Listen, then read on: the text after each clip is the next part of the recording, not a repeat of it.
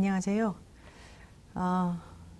중앙대 사회학과에서 가르치고 일본군 위안부 문제 해결 운동에 연루돼서 열심히 정의기억연대에서 일하고 있는 이나영입니다. 오늘은 일본군 위안부 문제 해결 운동의 역사 두 번째 시간입니다. 지난 시간에 위안부 운동이 어떻게 만들어지게 됐고 또 처음에 초기에 이 운동을 만든 사람들과 다른 운동단체들의 이야기, 무엇보다 피해 당사자, 김학순 할머니를 중심으로 한 피해 당사자들의 역할이 어떤 파장을 일으켰는지에 대해서 좀 짚어봤는데요.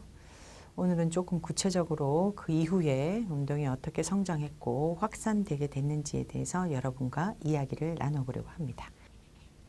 오늘 나눌 이야기는 크게 이제 두 가지 정도가 될 것 같아요. 우리가 흔히 일본군 위안부 문제는 한국의 민족주의 운동이다. 일본에 대해서 적대적인 운동이다. 한일 관계에 어떤 장애물이 되는 또 한일 관계에 집중하는 운동이다. 이렇게 생각하는데요. 가장 큰 오해죠. 사실은 이 운동이 처음부터 지향했던 바는 일국적 차원을 넘어서 초국적인 운동으로, 초국적 여성 인권으로 운동으로 가는 것이 굉장히 큰 과제였어요. 그래서 한반도를 넘어서서 가해국의 여성들뿐만 아니라 다른 피해국 또는 어떻게 보면 이 문제와는 무관하다고 여겨지는 전 세계 시민들과 끊임없이 손을 잡고 연대해온 역사가 있습니다. 이 과정에서 어떻게 보면 세계사적으로 가장 중요한 글로벌 여성 인권 운동으로 성장하게 되는데요. 그 과정에 대한 이야기를 한 꼭지로 두고요. 그리고 국내적으로 볼 때 결국은 이제 운동이 확산되려면 사람들이 중요하잖아요. 제가 1강에서 결국은 이 여러 가지 책임에 대해서 얘기를 했고 피해 당사자의 그 경험에 공감하는 많은 우리들이 등장했잖아요. 그 우리들이 어떤 방식으로 이 문제를 받아들이게 되는지 그 과정에 결정적 역할을 했던 것들이 좀 있습니다. 그 계기가 있어요. 이제 거기에 대해서 좀 구체적으로 수요시위나 평화비 또는 박물관 등등에 대해서 좀 여러분과 이야기를 나눠보려고 해요. 자, 그 전에 이제 정대협이 어떻게 설립됐는지 지난 시간에 조금 얘기는 했잖아요. 책임을 느낀 윤리적 개인이 있고 그다음에 집합적 여성 운동의 역사가 있고 또 개인과 운동을 연결시킨 사람도 있었을 것이고 또 당사자가 있다고 했잖아요. 근데 조금 구체적으로 그 당시 배경을 또 몇 가지를 짚어보도록 하겠습니다. 정대협이 설립되기 전에 그리고 이 문제를 알리고자 하는 교회 여성들의 노력이 진행되는 과정에서 결국은 국내에 있는 이제 한국 사람들뿐만 아니라 결국 88년에 그 기생 관광 문제를 제기하고 또 위안부 문제를 제기했을 때 그 여성과 관광 세미나에 왔던 일본 사람들이 있잖아요. 그 사람들이 일본에 돌아가서 자기의 책임으로 느꼈다라고 말씀을 드렸는데요. 그분들이 일본 안에서 사실은 문제 제기를 또 시작합니다.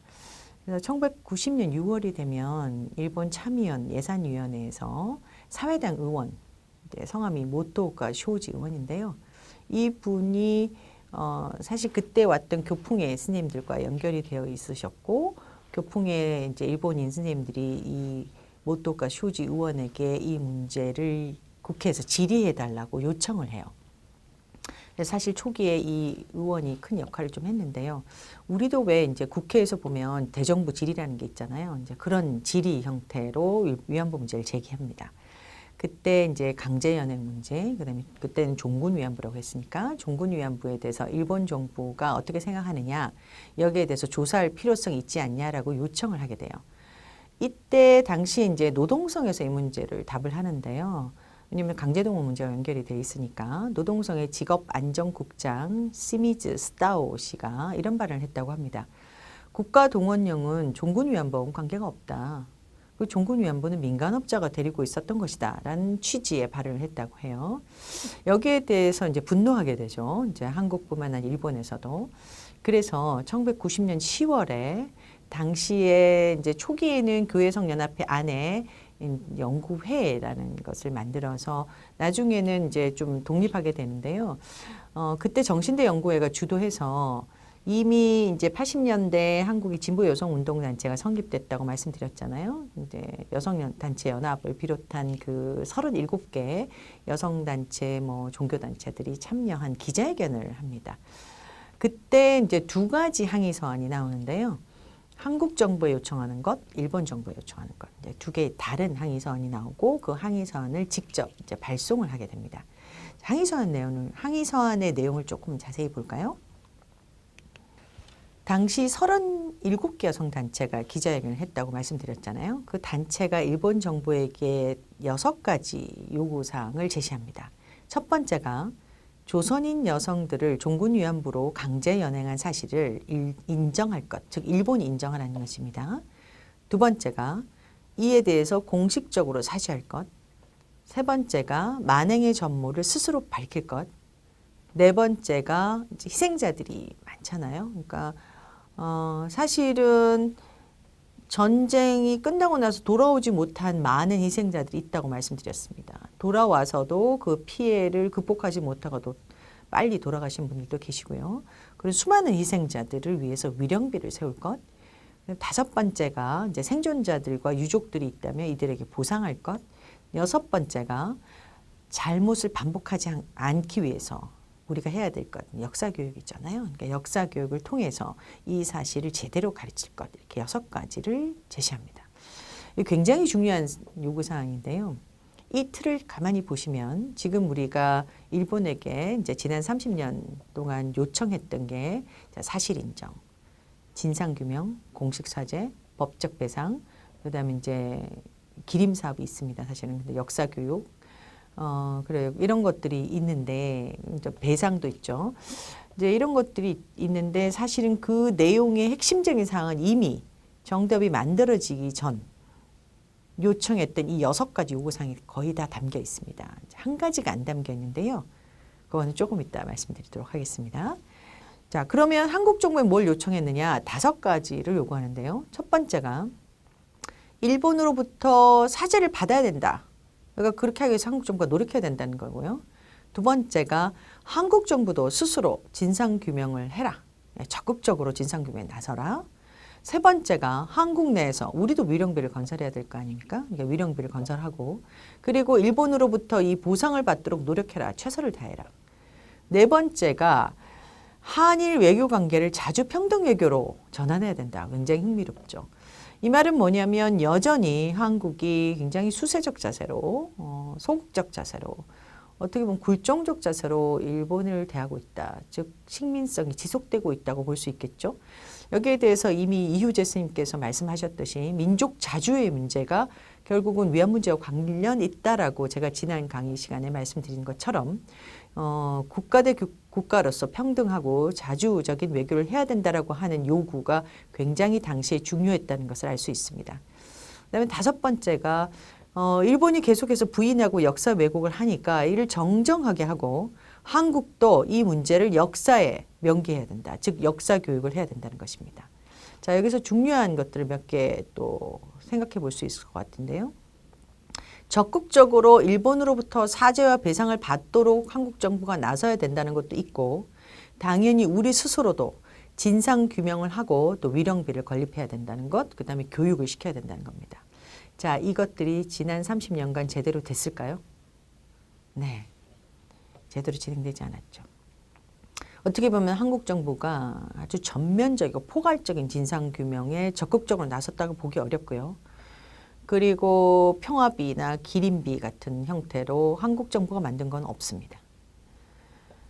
그 역사 교육은 이제 진행됐죠. 이 문제는 어느 정도 해결이 됐지만 그렇다고 해서 사실은 위안부 문제를 다루는 학과가 있거나 혹은 수업이 있거나 혹은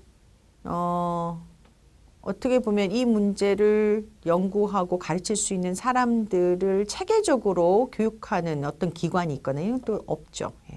이게 굉장히 중요한 문제임에도 불구하고 한국 정부도 여전히 소극적으로 이 문제에 대응했다는 것을 역설적으로 이 요구사항을 통해서 알 수 있습니다.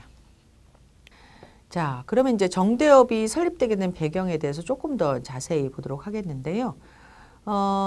이 과정에서 사실은 이제 처음에 37개 단체가 모여서 기자회견을 했잖아요. 그리고 나서 또 일본이 무슨 대답을 하거나 혹은 한국 정부가 대답을 하게 하려면 뭔가 조직적 차원에서 움직여야 되는데 단체 37개가 계속해서 상시적으로 만나기도 어렵고 그때는 이 스마트폰도 없었을 시절이고 연락도 힘들고 이럴 때 이 일본과의 이 일본에 대한 대응, 한국 정부에 대한 대응뿐만 아니라 아까도 말씀드렸지만 일본 안에서 이 문제를 고민하고 활동하는 사람들이 생겼잖아요. 그들과 연대도 해야 된단 말이에요. 그러려면 뭔가의 구체적인 어떤 물적 토대를 가진 단체가 필요한데 그러기에는 지금 현재 형태로는 너무 이제 불합리한 거죠. 비효율적이고 업무도 좀 체계적으로 처리하고 조직적으로도 대응해야 되고 아무래도 단체를 만들어야 되겠다고 생각하신 거예요. 그래서 90년 11월 16일이 고해죠. 그 해에 이제 한국교회여성연합회, 정신대 연구회, 한국여성단체연합 등 37개 여성운동단체와 종교단체, 각종 시민들 단체 또는 학생단체도 있었어요. 이런 단체들이 참여해서 한국정신대 문제 대책협의회가 결성됩니다. 이 사진은 그 당시에 현판식 사진인데요. 얼굴이 전면으로 보이시는 분은 이효재 선생님이시고요. 측면으로 보이시는 분은 윤종옥 선생님이십니다. 자, 그때는 이 문제가 이렇게 오래 갈 줄 몰라서 이제 이름을 한번 보시면 협의회입니다, 여전히. 그러니까 단체가 모여서 협의한다는 겁니다. 그러니까 하나의 단체가 독립적으로 생겼다기보다는 어떻게 보면 37개 단체의 의견을 수렴하는 어떤 단체가 생긴 거지 실제로 아주 독자적인 단체라고 보기는 어려운 형태죠. 그러니까 협의해서 이 문제를 계속해서 진행한다라는 의지의 천명이고 또 방금 말씀드린 대로 이 문제가 이렇게 오래 갈 줄 알았으면 협의회라는 단어를 붙이지 않았겠죠. 네, 그런데 그때는 어쨌든 협의가 중요했기 때문에 협의회라는 이름을 붙입니다. 제일 처음에 한 게 결국은 이제 이 문제를 일본 정부와 한국 정부가 이제 대응하면서 나타나신 분이 계셨죠? 네, 김학순 할머니 91년입니다. 91년 8월. 그러니까 정대협이 만들어지고 나서 한 9개월 정도 뒤에 이제 피해자가 등장했고요. 이후에 바로 이제 신고 전화가 개설됐잖아요. 신고 전화가 개설되면서 정말 본물처럼 피해자들의 신고가 들어오기 시작합니다. 그러면서 이 연대 단체들에서 이 증언을 받는 사람들을 꾸리게 되고요. 그때는 사실 초창기에는 이 단체를 동자적으로 이끌 거라고 생각 안 했기 때문에 어떻게 보면 전일 활동가가 없었어요. 한국교회여성연합회 간사 역할을 했던 윤영애 선생님이 그냥 교회여성연합회 조그마한 사무실에 책상 하나 놓고 전화기 한 대 놓고 시작했다고 해요. 그러니까 이게 이 할머니들의 증언을 듣는 게 굉장히 어려울 거 아니에요. 사람이 없으니까. 그렇다고 다른 단체 활동가들이 그 당시에 뭐 정말 수십 명이 있어서 이 역할을 담당할 수 있는 것도 아니고 그래서 여러 차원에서 사람들을 꾸려서 이제 나가기도 하고 또 할머니들을 만나기도 합니다. 그러면서 이제 피해자들을 만나게 됐는데요. 가장 처음 한 건 사실은 피해 생존자 지원 활동이라고 볼 수 있어요. 그러니까 일본에 대응하고 한국 정부에 대응하는 것도 중요하지만 피해자들의 상황을 듣고 정리하고 또 그들의 삶을 유지하게 도와주는 게 정말 중요했어요. 왜냐하면 드러난 피해자들이 대체로 이제 가족이 없었고 굉장히 열악한 어떻게 보면 정말 처참한 생활 환경 속에 살고 있어서 선생님들께서 다 초기에 만나신 분들의 말씀에 의하면 정말 너무너무 생활 환경이 열악하고 또 처지가 힘들어 보여서 정말 안타까웠다고 이구동성으로 말씀을 하십니다. 그래서 그 피해자들의 인간다운 삶을 어떻게 보장해 줄 수 있을 것인가를 고민하다가 모금 활동을 전개해요. 정신대 할머니 생활기금. 전 국민적으로 모금 활동을 시작하고요. 그래서 국민 모금을 통해서 성금을 만들고 할머니들이 일시적으로라도 조금 생활을 유지할 수 있도록 지원하는 역할을 합니다. 동시에 이게 일회성으로 성금을 모으는 것도 중요하지만 그들이 편안하게 살 수 있는 안정적 기반을 마련하는 게 중요하잖아요. 사실 그 책임은 한국 정부에 있다라고 생각했어요. 그래서 한국 정부에게 요청을 하고 엄청나게 강력하게 로비 활동을 합니다. 이제 요때가 되면 이제 사실은 한국이 민주화 운동을 거쳐서 어떻게 보면 형식적 민주주의를 달성하고 또 어쨌든 절차적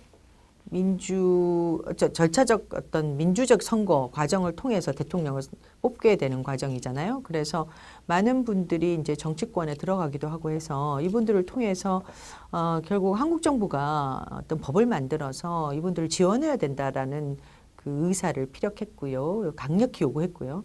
그래서 마침내 이제 93년이 되면 일제와 일본군 위안부에 대한 생활안정지원법이 마련이 됩니다. 그래서 일시적인 지원금이 아니고 이제 일상 속에서 지원할 수 있는 아주 최소한의 지원금이 정부로부터 지원되는 어떤 법이 이제 최초로 마련되게 되죠. 물론 이 법은 여러 차례 이제 개정을 거쳐서 이제 현재도 존재하고 있습니다. 처음에 김혜원 선생님이 이제 강덕경 할머니를 만났을 때 이야기를 조금 소개해 드릴게요. 이제 얼마나 피해자들이 열악한 환경에서 살았는지에 대한 굉장히 중요한 이제 우리가 감각을 얻을 수 있는 구술인데요. 선생님께서 말씀하시기를 강덕경 할머니가 남양주 비닐하우스 물탱크 옆에 조그마한 어떤 집을 치고 살았다. 그러니까 일종의 우리가 생각하는 그런 집은 아니고 비닐하우스 같은 그런 굉장히 열악한 환경에 살고 계셨고요. 거기서 할머니가 나오고 계셨고 그 위안부로서 어떤 신체적 그 정신적 상흔이 커서 병이 굉장히 많이 있으셨다고 해요.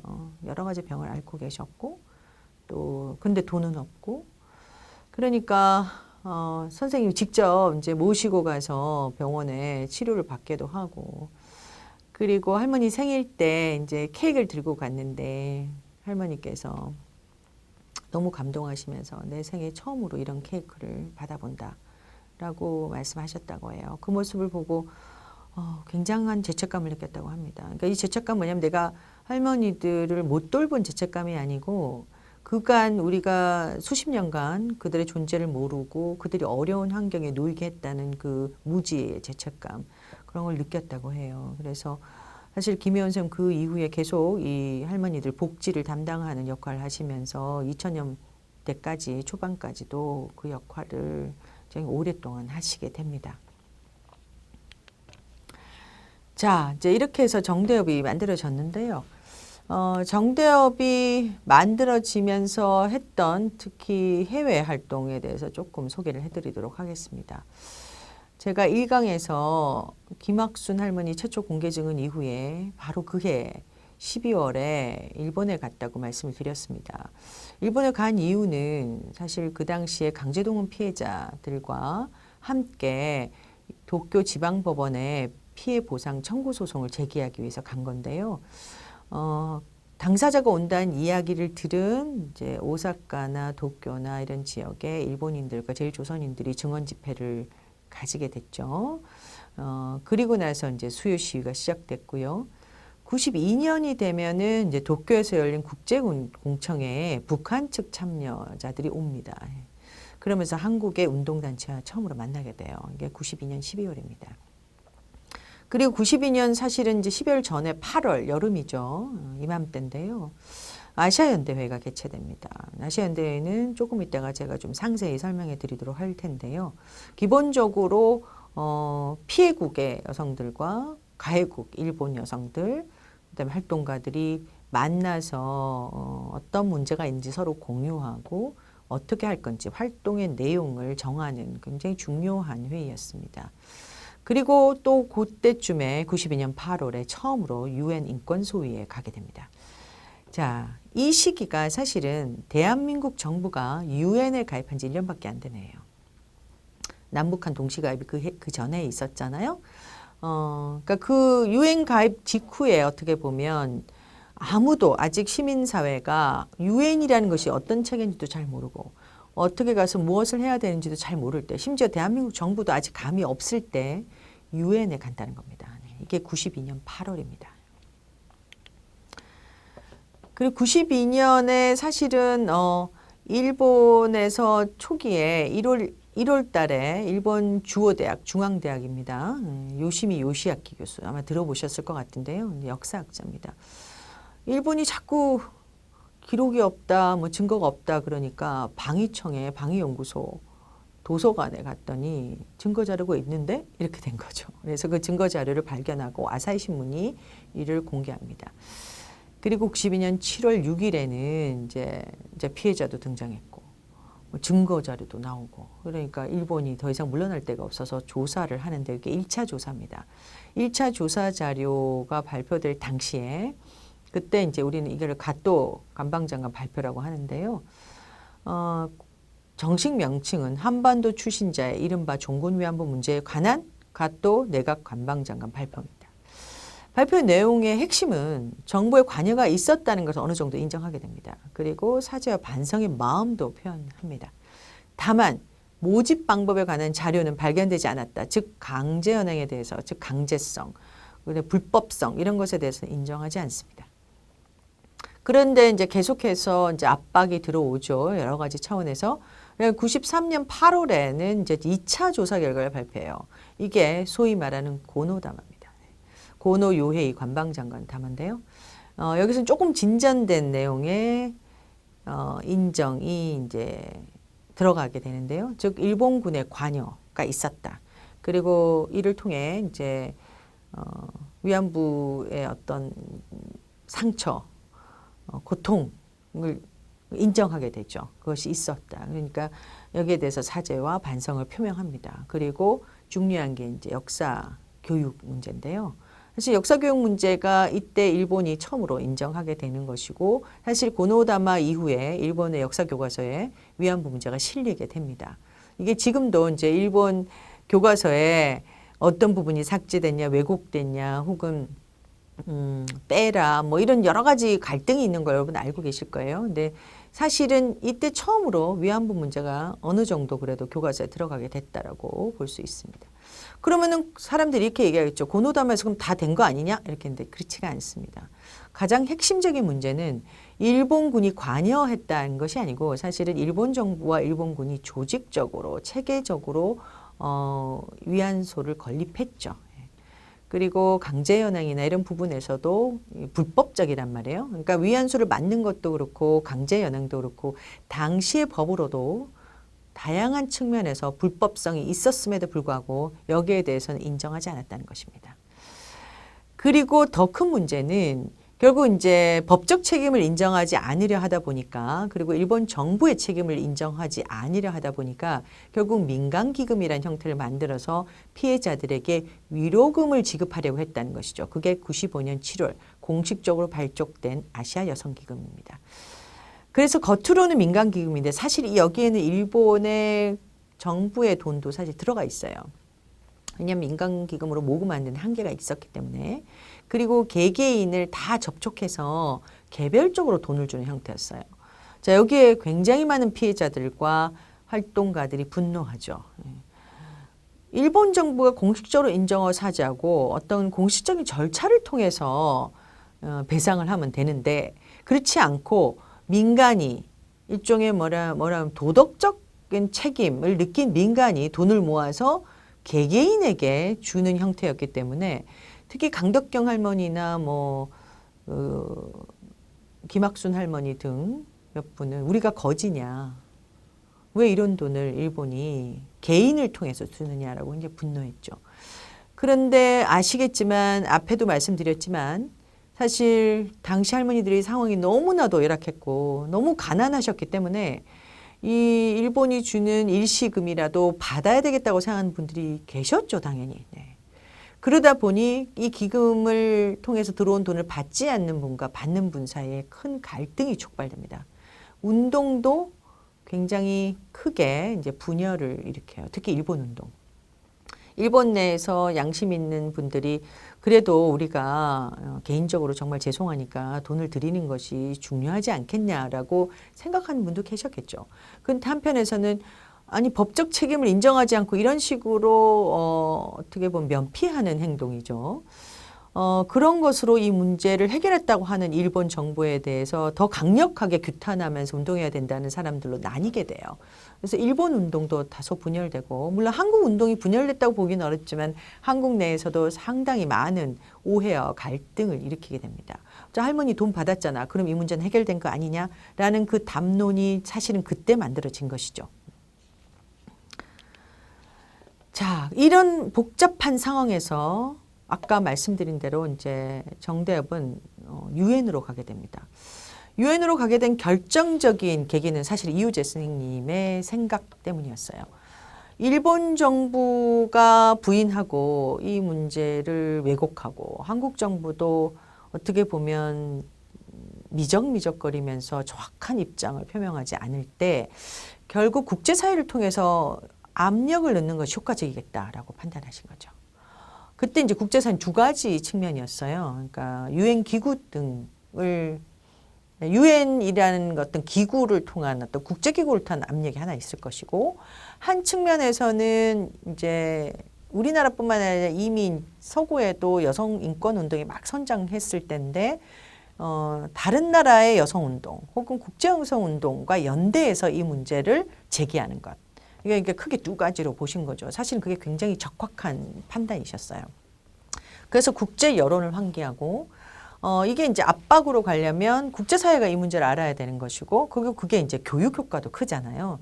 그래서 그러기 위해서는 반드시 유엔에 가야 된다고 생각했고, 그때 막 미국에서 사회학 박사, 이제 젠더 문제로, 특히 성매매 문제로 논문을 쓰신 신혜수 선생님이 막 귀국하셨을 때인데, 신혜수 선생님에게 이 역할을 맡깁니다. 그래서 유엔에 가거나 국제연대 활동을 해라 라고 하셨고요.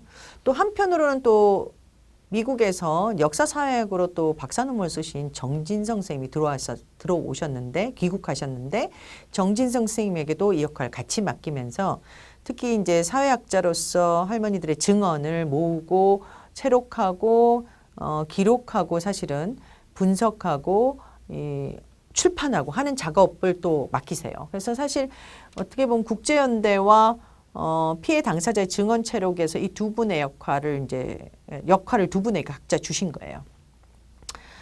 그리고는 이제 이때는 또 뭐가 또 있었냐면, 여러분도 잘 아시겠지만 이제 탈냉전 시대라고 이제 90년대부터 그렇게 얘기하죠. 동서독이 통일되고 소련도 이제 러시아로 바뀌고, 그래서 국제사회 전체가 이제 지각 변동을 일으킬 때였어요.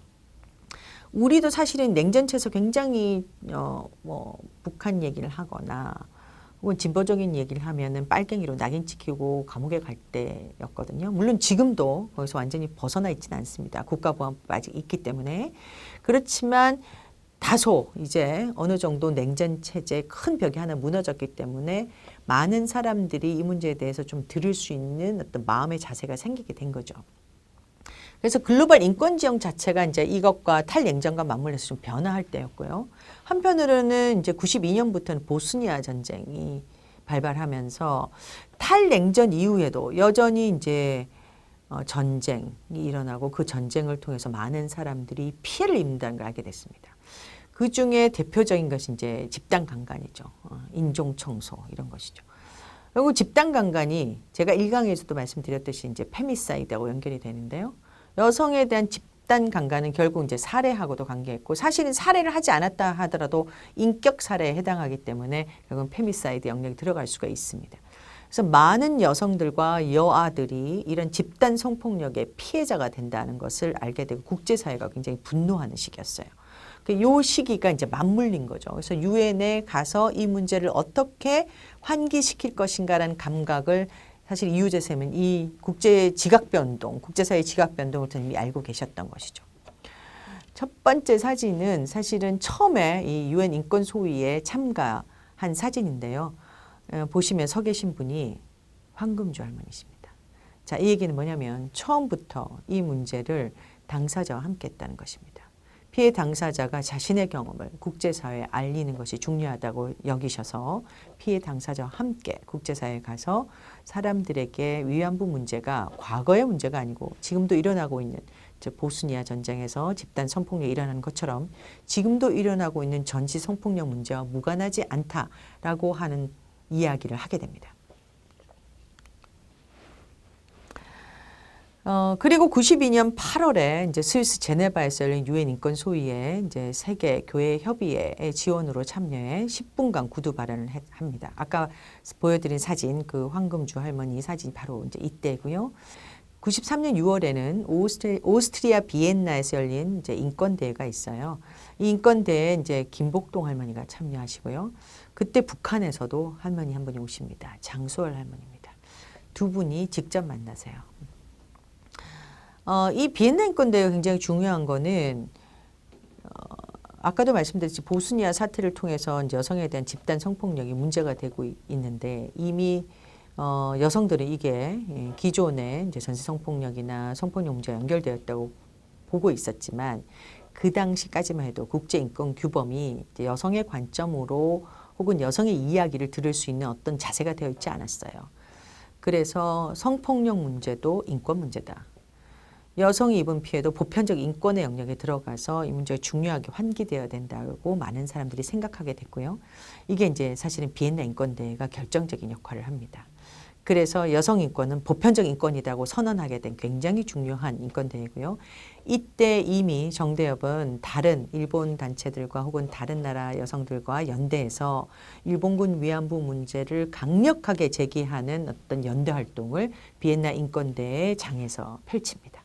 그래서 비엔나 인권대회 전시 성폭력 문제가 보편적 인권 문제라 들어가게 되는 가장 결정적인 역할을 하게 된 게 결국 정대협이었죠. 그리고 95년 9월에는 이제 베이징, 중국의 베이징에서 이제 세계 여성대회가 열리는데요. 세계 여성대회를 준비하기 위해서 역시 정대협과 일본에 있는 연대단체들, 그 다음에 국제사회에서 이제 이미 조금 몇 년간 다져놓은 단체들과 연대해서 굉장히 준비를 열심히 합니다. 그리고 이제 이미 한국 정부도 어느 정도 역량이 생겨서요. 한국 정부에서도 사람들이 많이 가게 되는데요. 대규모 인원을 파견하면서 한국에서 여성단체들이 함께 여성에 대한 폭력, 젠더 폭력의 문제, 여성과 무력 문제, 군사 갈등의 문제, 전쟁 중 여성이 당하는 강간을 전쟁 범죄와 국제법 위반으로 규정하게 되는 이 과정에 결정적인 역할을 하게 됩니다. 결국은 북경 여성대에서 채택된 행동 강령 4와 5는 결국 위안부 문제와 연결되어 있다고 보시면 됩니다. 자, 여기에 큰 역할을 하게 되죠.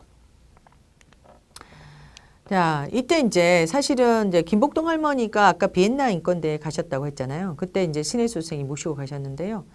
신혜수 선생님의 회고에 의하면 김복동 할머니가 하얀 소복을 입고 막 다니셔서 굉장히 이상한 관계. 이 이상하다는 건 뭐냐면 한복을 입고 가는 것도 독특할 거 아니에요. 그 당시에 뭐 한국 사람들이 국제사회에 그렇게 많이 나가 있지 않았을 때였고, 근데 한복이 아니라 소복을 입고 가셨다는 거예요.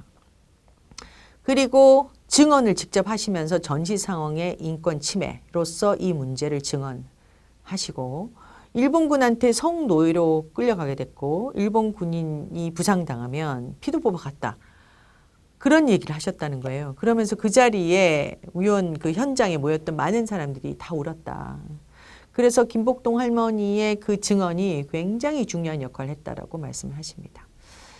그리고 그때 장수월 할머니가 북한에서 오셨다고 했잖아요. 두 분이 만나는 현장을 생생하게 기억하고 있는 이제 윤미향 전 정대협 대표님께서는 이렇게 말씀하셨어요.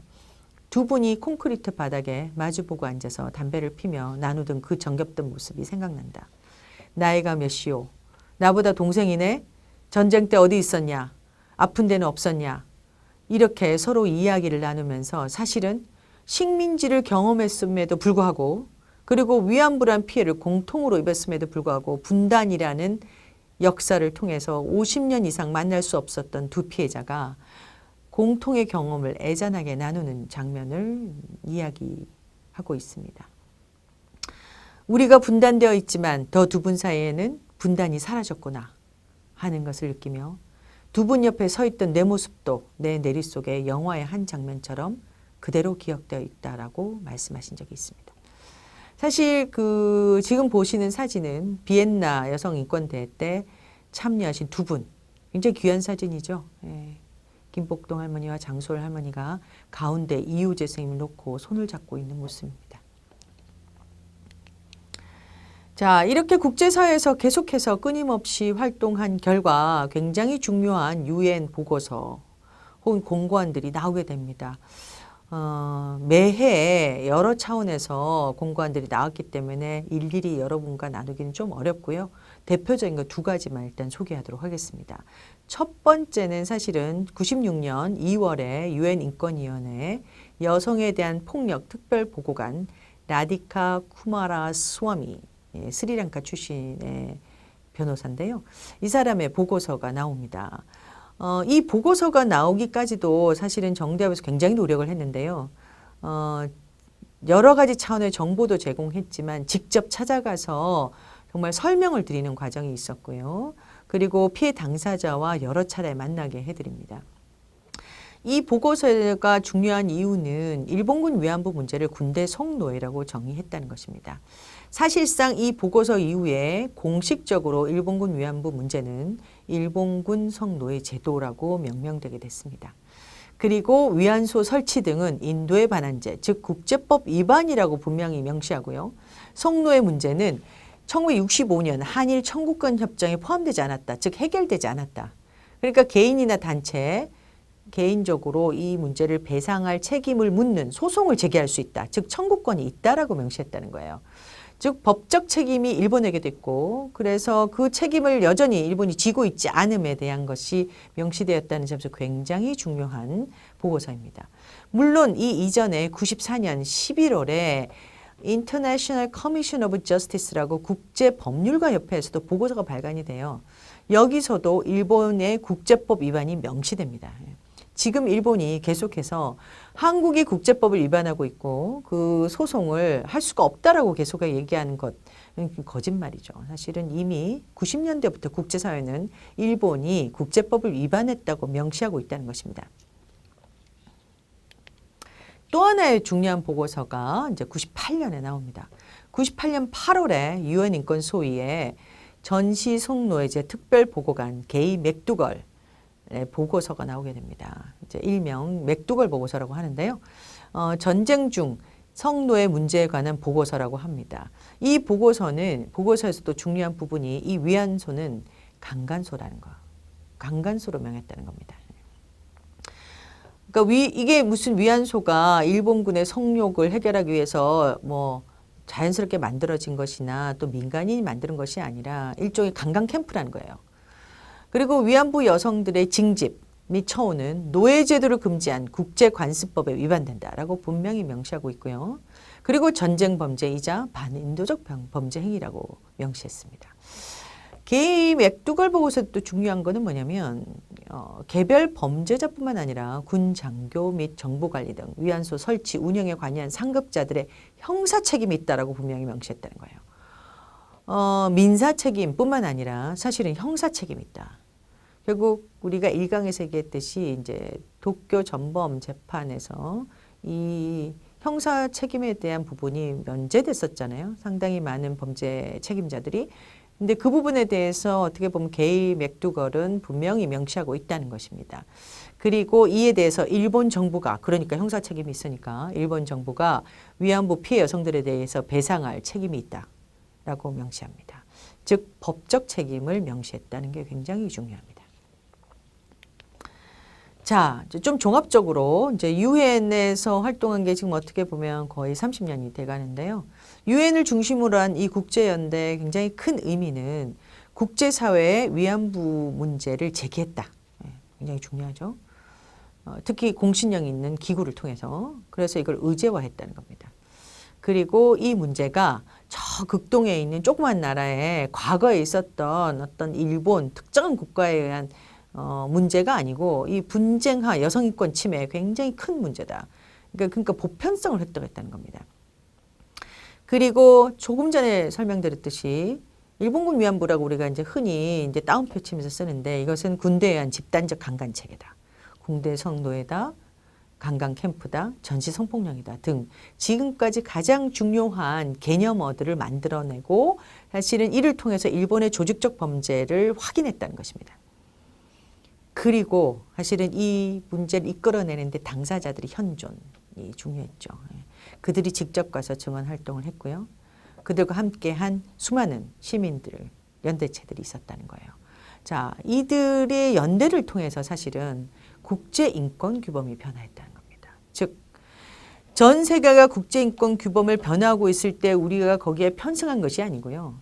국제인권규범이 발전하고 성숙할 수 있도록 우리가 주도했다는 것입니다. 거기에 당사자 역할이 굉장히 컸다는 것이죠. 그래서 사실 해외에 나가면 일본군 위안부 문제 해결 운동, 특히 한국 여성들이 이끄는 이 운동은 세계에 유례가 없는 초국적 페미니스트 운동으로 인정받고 있다는 겁니다. 안타까운 것은 오히려 국내에서는 이 문제가 그렇게 보지 않고 오히려 폄하되고 있다는 것이죠. 자, 다시 강조합니다. 세계 인권사에 유례없는 초국적 페미니스트 운동이고 굉장히 큰 성취를 해냈다는 것입니다. 자, 아까 우리 이제 이호재 선생님 말씀하셨듯이 한편으로는 국제사회에 기구를 통해서 알리는 것도 있지만 민간 차원에서 연대를 통해서 이 문제를 알려야 되겠다고 했잖아요. 그 중에 하나가 이제 아시아연대회의입니다. 아시아연대회는 유엔에 나가는 그 시점에 이제 동시에 이루어지는데요. 92년 8월에 첫 회의가 이루어집니다. 그리고 20여 년간 15차 회의를 지속하는데요.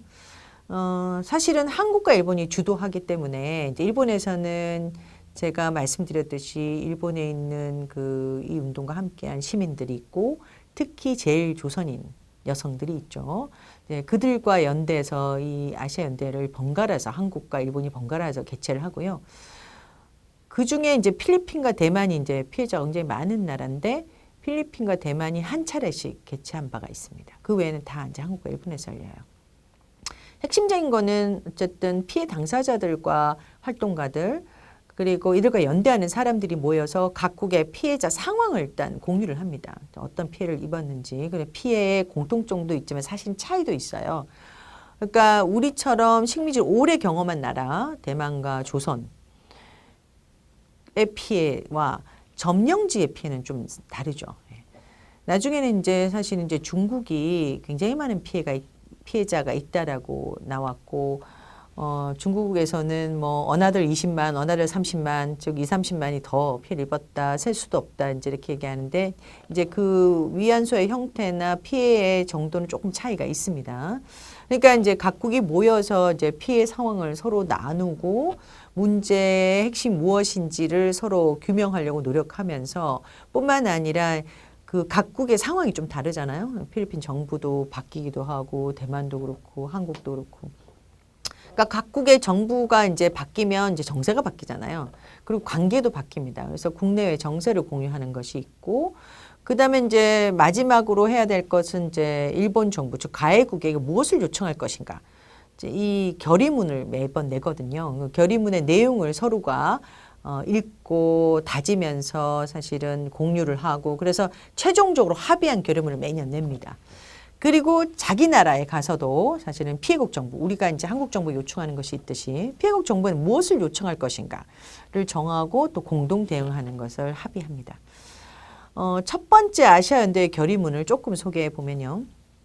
우리는 강제 종군 위안부 문제 해결을 위해 한국, 북한, 중국, 대만, 태국, 필리핀, 인도네시아, 말레이시아 그리고 일본 등 아시아 각국에서 힘쓰고 있는 모든 민간단체 및 개인들의 강력한 연대가 필요하다.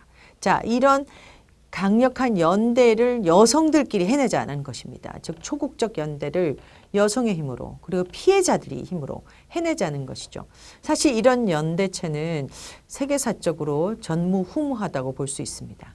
여러분이 보시고 있는 사진은 이제 초기에 이제 피해자들이 아시아연대에 참석한 사진이 하나 있고요.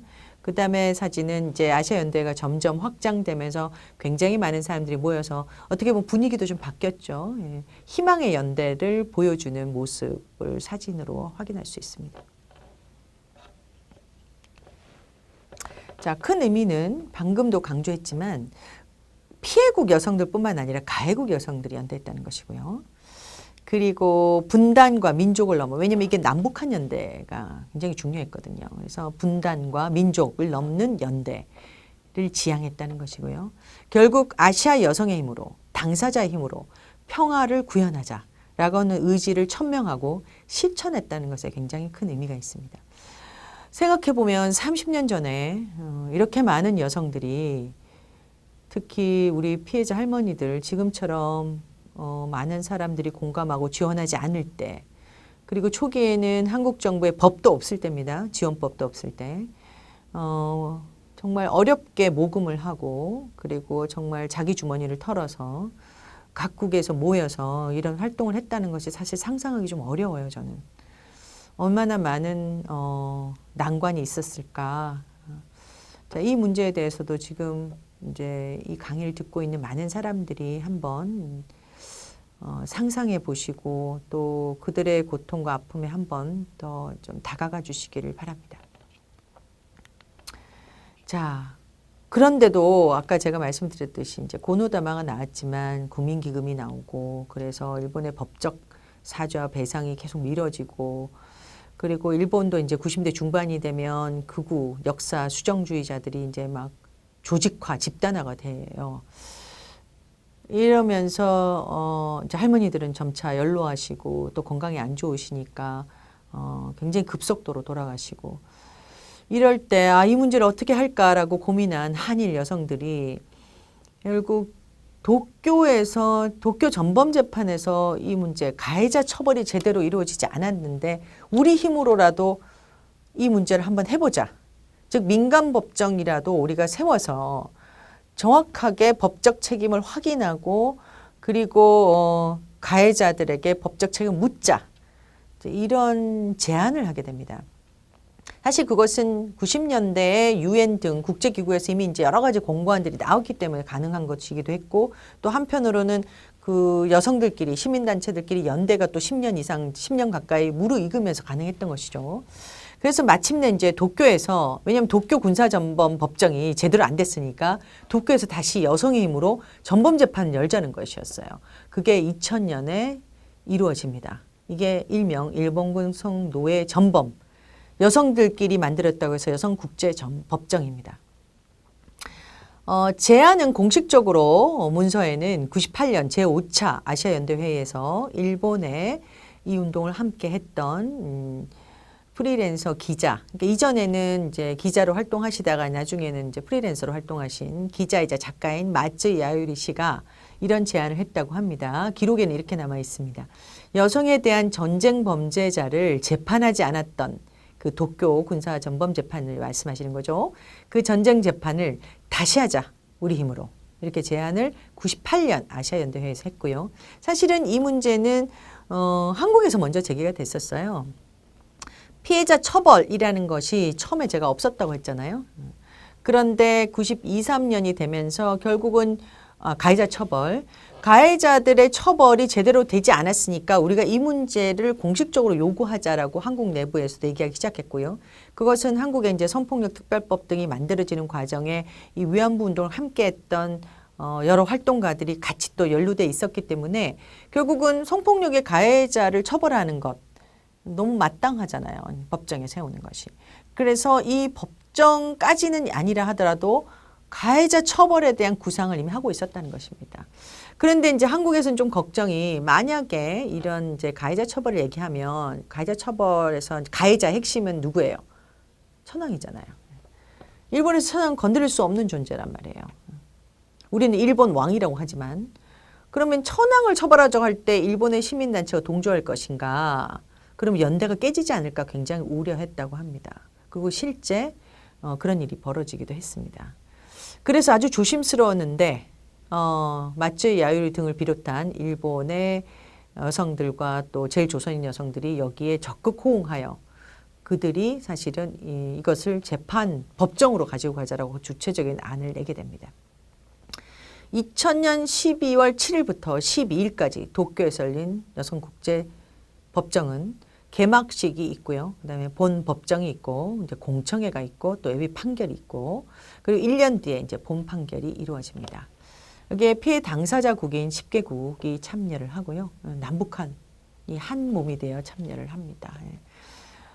중국, 일본, 필리핀, 인도네시아, 대만, 말레이시아, 동티모르, 네덜란드 등 이 공동 검사단을 구성하고요. 75명의 피해자, 그러니까 이게 직접 참여하신 분도 있고 영상으로 참여하신 분도 계십니다. 그리고 1,200여 명에 이르는 세계 각국의 시민들이 이제 왔고요. 95개 언론사, 200여 명의 기자단이 연일 참석해서 성황리에 이루어집니다. 물론 법정 바깥에는 이 문제를 부인하는 극우 역사 부정론자들이 피해자들이 들어갈 때마다 혐오 발언을 하고요.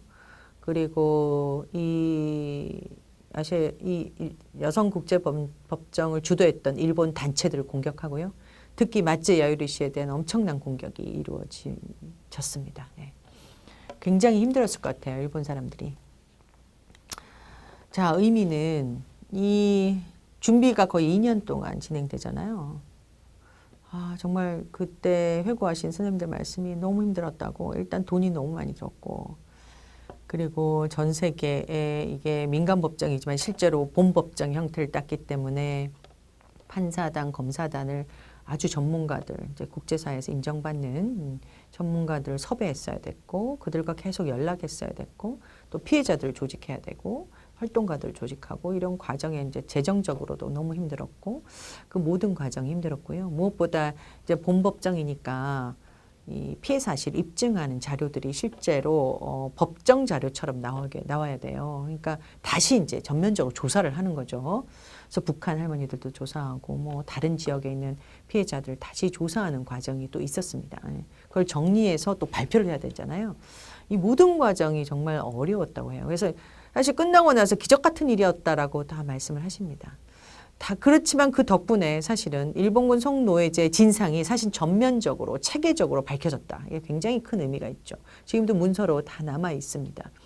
그리고 가장 중요한 전쟁 범죄 책임자 일왕 히로히토에게 유죄가 선언됐다는 것이고요. 그때 유죄 선언의 그 핵심 내용은 일본군 위안부 관련 행위는 인도의 반환죄로서 강간과 성노예 범죄에 해당한다. 그러니까 일본 정부의 법적 책임도 명시됐다는 점 굉장히 중요한 의미라고 볼 수 있습니다. 이 과정에서 사실은 아시아 연대 회의 때부터 이루어진 남북한 연대가 결국은 이제 어떻게 보면 꽃을 피우게 되는데요. 남한과 북한이 공동 기소단을 구성해요. 그래서 North and South of Korea라는 표기하에 기소장을 만들고 공동 발표를 합니다. 사실은 이때 스님들께서 너무 감격스러웠다고 해요. 그러니까 분단 체제 극복 굉장히 중요한 과제잖아요. 이게 이제 평화에서도 우리에게 핵심적인 어떤 선제 조건이라고 할 수 있는데 이 과제를 여성들이 안고 피해자와 활동가들이 극복했다라고 본 거예요. 그래서 이 남북 공동 기소단 과정에서 물론 어려움이 굉장히 많았습니다. 그런데 양측이 서로 각자 조금씩 양보해서 마침내 이제 하나의 이름하에 기소장이 작성됐다는 것이 이제 큰 의미가 있습니다. 이 가운데 제일 조선인 여성들의 역할이 굉장히 컸어요. 그러니까 북한 할머니들을 조사한다든지 또는 이제 그런 다리가 되는 가교가 되는 역할을 했잖아요. 이제 아시아연대뿐만 아니라 사실은 이 기소장을 만들고 조사하는 과정에서도 굉장히 큰 역할을 했죠. 그래서 남북뿐만 아니라 사실은 이 남북이 갈리면서 제일 조선인들의 삶이 혹은 정체성이 이 정말 어려운 과정을 겪었음에도 불구하고 그들이 이 분단 체제를 극복하면서 가교 역할을 했다는 것. 그래서 남북 제일 조선인 여성들과 연대를 마침내 일궈냈다는 것은 굉장히 큰 의미라고 볼 수 있습니다. 물론 법적 구속력이 없는 민간법정이에요.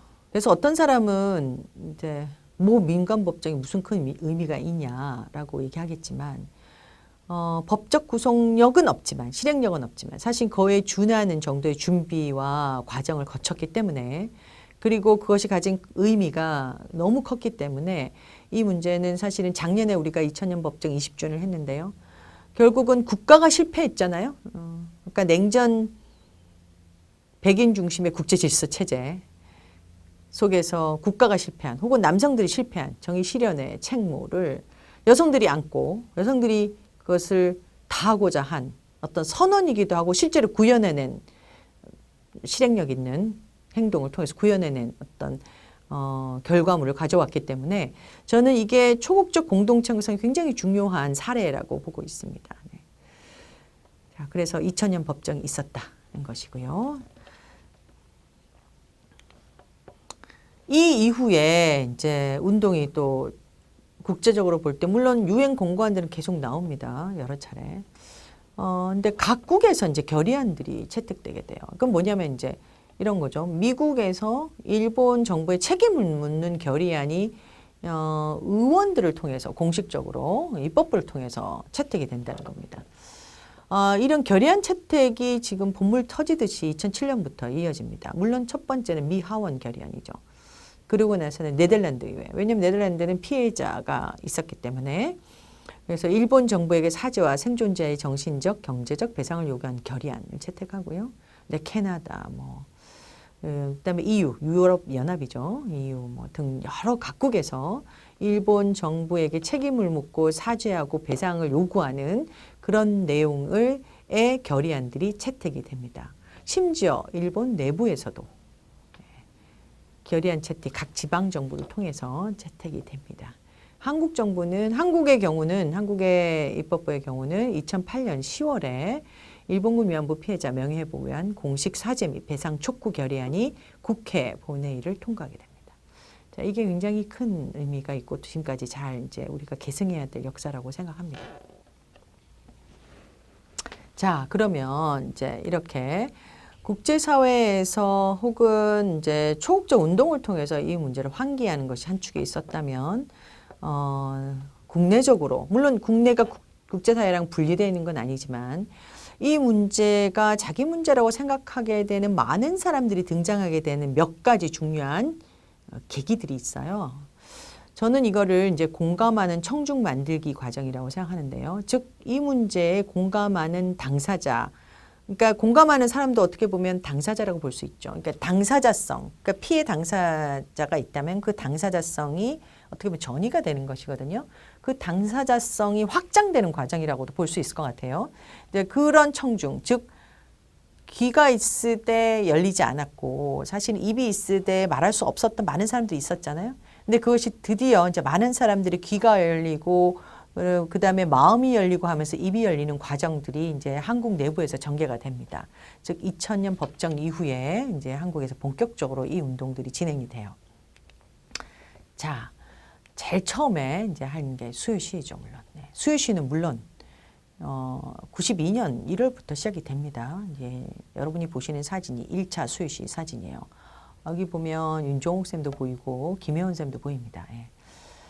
1차 수요 시위는 처음에 이제 미야자 수상이 한국에 온다고 그럴 때 일본에게 항의를 목적으로 만들어져요.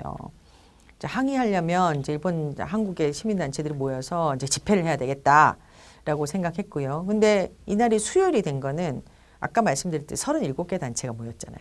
그러니까 단체들이 월요일은 다 바빠요. 그러니까 다 회의를 하는 날이에요. 그러니까 이제 월요일은 안 돼, 바빠. 그럼 화요일은 좀 애매하지 않니? 왜냐하면 준비하려면 시간이 필요하죠.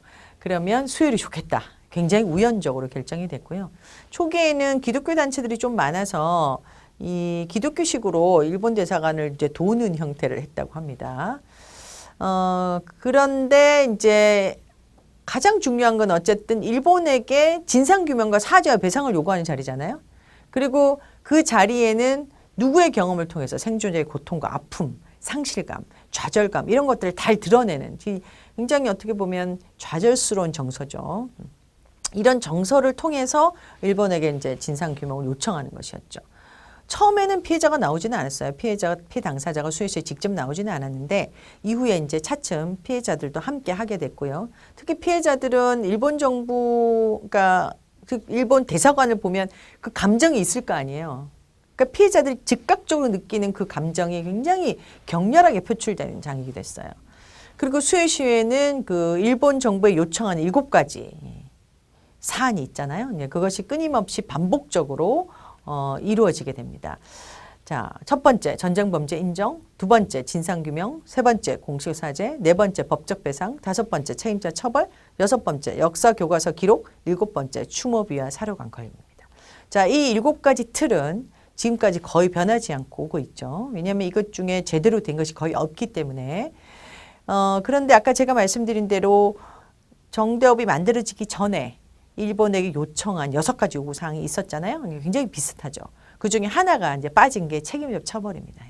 그 당시는 사실은 이게 옛날 문제인데 과연 책임자를 처벌할 수 있을 것인가. 아주 초기에는 사실은 그런 감이 좀 없었겠죠. 그렇지만 정대협이 만들어지고 또 이제 이런 법률가들이 이 운동에 연루되면서 과거의 일이지만 과거의 법으로도 이게 불법이었다면 법적 배상을 할 수 있지 않나, 그 다음에 책임자 처벌을 할 수 있지 않나 이런 생각을 하게 되고 실제로 그런 법적 검토들을 하게 돼요. 이제 국제법적으로나 일본 국내법적으로나 그렇게 되면 그 당시 불법적 행위였다면 책임자 처벌이 가능하다고 본 거죠. 그래서 굉장히 초창기부터 사실은 수요시에 책임자 처벌이 들어가게 됩니다. 그리고 처음에는 보상이라는 단어를 썼는데 이게 이제 불법성에 대한 것은 법적 배상이거든요. 저 배상이거든요. 그러니까 불법성에 대한 인정이 있다면 이제 배상으로 들어가야 하기 때문에 언어가 이제 바뀐 거예요. 배상이라는 단어로 바뀌게 됩니다. 자, 이렇게 이제 7가지 틀이 갖춰지면서 수요시가 딱 한 번을 제외하고 일본에 지진이 있을 때 수요시 모이지 않은 건 아니고요. 모여서 추모만 하고 흩어진 적이 한 번 있다고 합니다. 물론 그것도 저는 수요시를 그만뒀다고 볼 수 없고 저는 지속됐다고 보는데요. 그러니까 거의 비가 오나 눈이 오나 영하 30도 뭐 뜨거운 햇볕 40도의 뜨거운 햇볕 아래서도 한 번도 중단되지 않고 지금까지 이제 지속되고 있습니다. 그게 올해 이제 7월 14일이 되면 1,500차가 되고요. 2022년 1월이 되면 30주년이 됩니다. 정말 어마어마한 세월이죠. 이걸 회고하시면서 많은 선생님들께서 저에게 이렇게 말씀하세요. 이렇게 오래 할 줄 알았다면 시작도 안 했을 것이다. 너무나도 힘들고 고통스럽다. 매주 이걸 조직하는 것도 힘들고 그 역사적 고통을 대면하는 과정도 힘들고 특히 최근에는 이제 극우 역사 부정 세력이 사실은 수요시 양옆을 싸고 있거든요. 그들이 내뱉는 혐오반을 듣는 것도 정말 고통스럽습니다. 그래서 정말 이렇게 오래 할 줄 알았을까? 상상할 수 없죠. 사실 비공식적이긴 하지만 하나의 주제로 가장 오래 한 단일 집회로서 가장 오래 한 집회라고 기록돼 있습니다.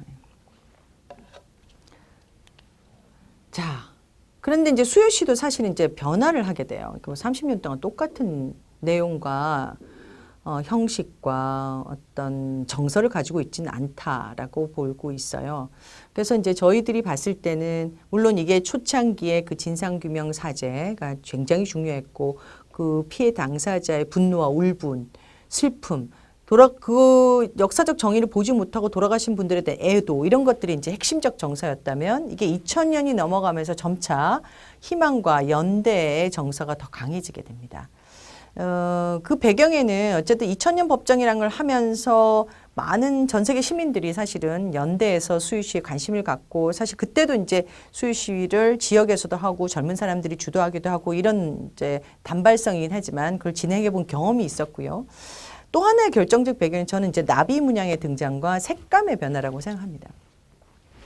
나비 이미지가 이제 2000년대 한 초중반쯤에 등장했는데 정확하게 연도는 알 길이 없는데요. 한 중반쯤이라고 보통 얘기를 합니다.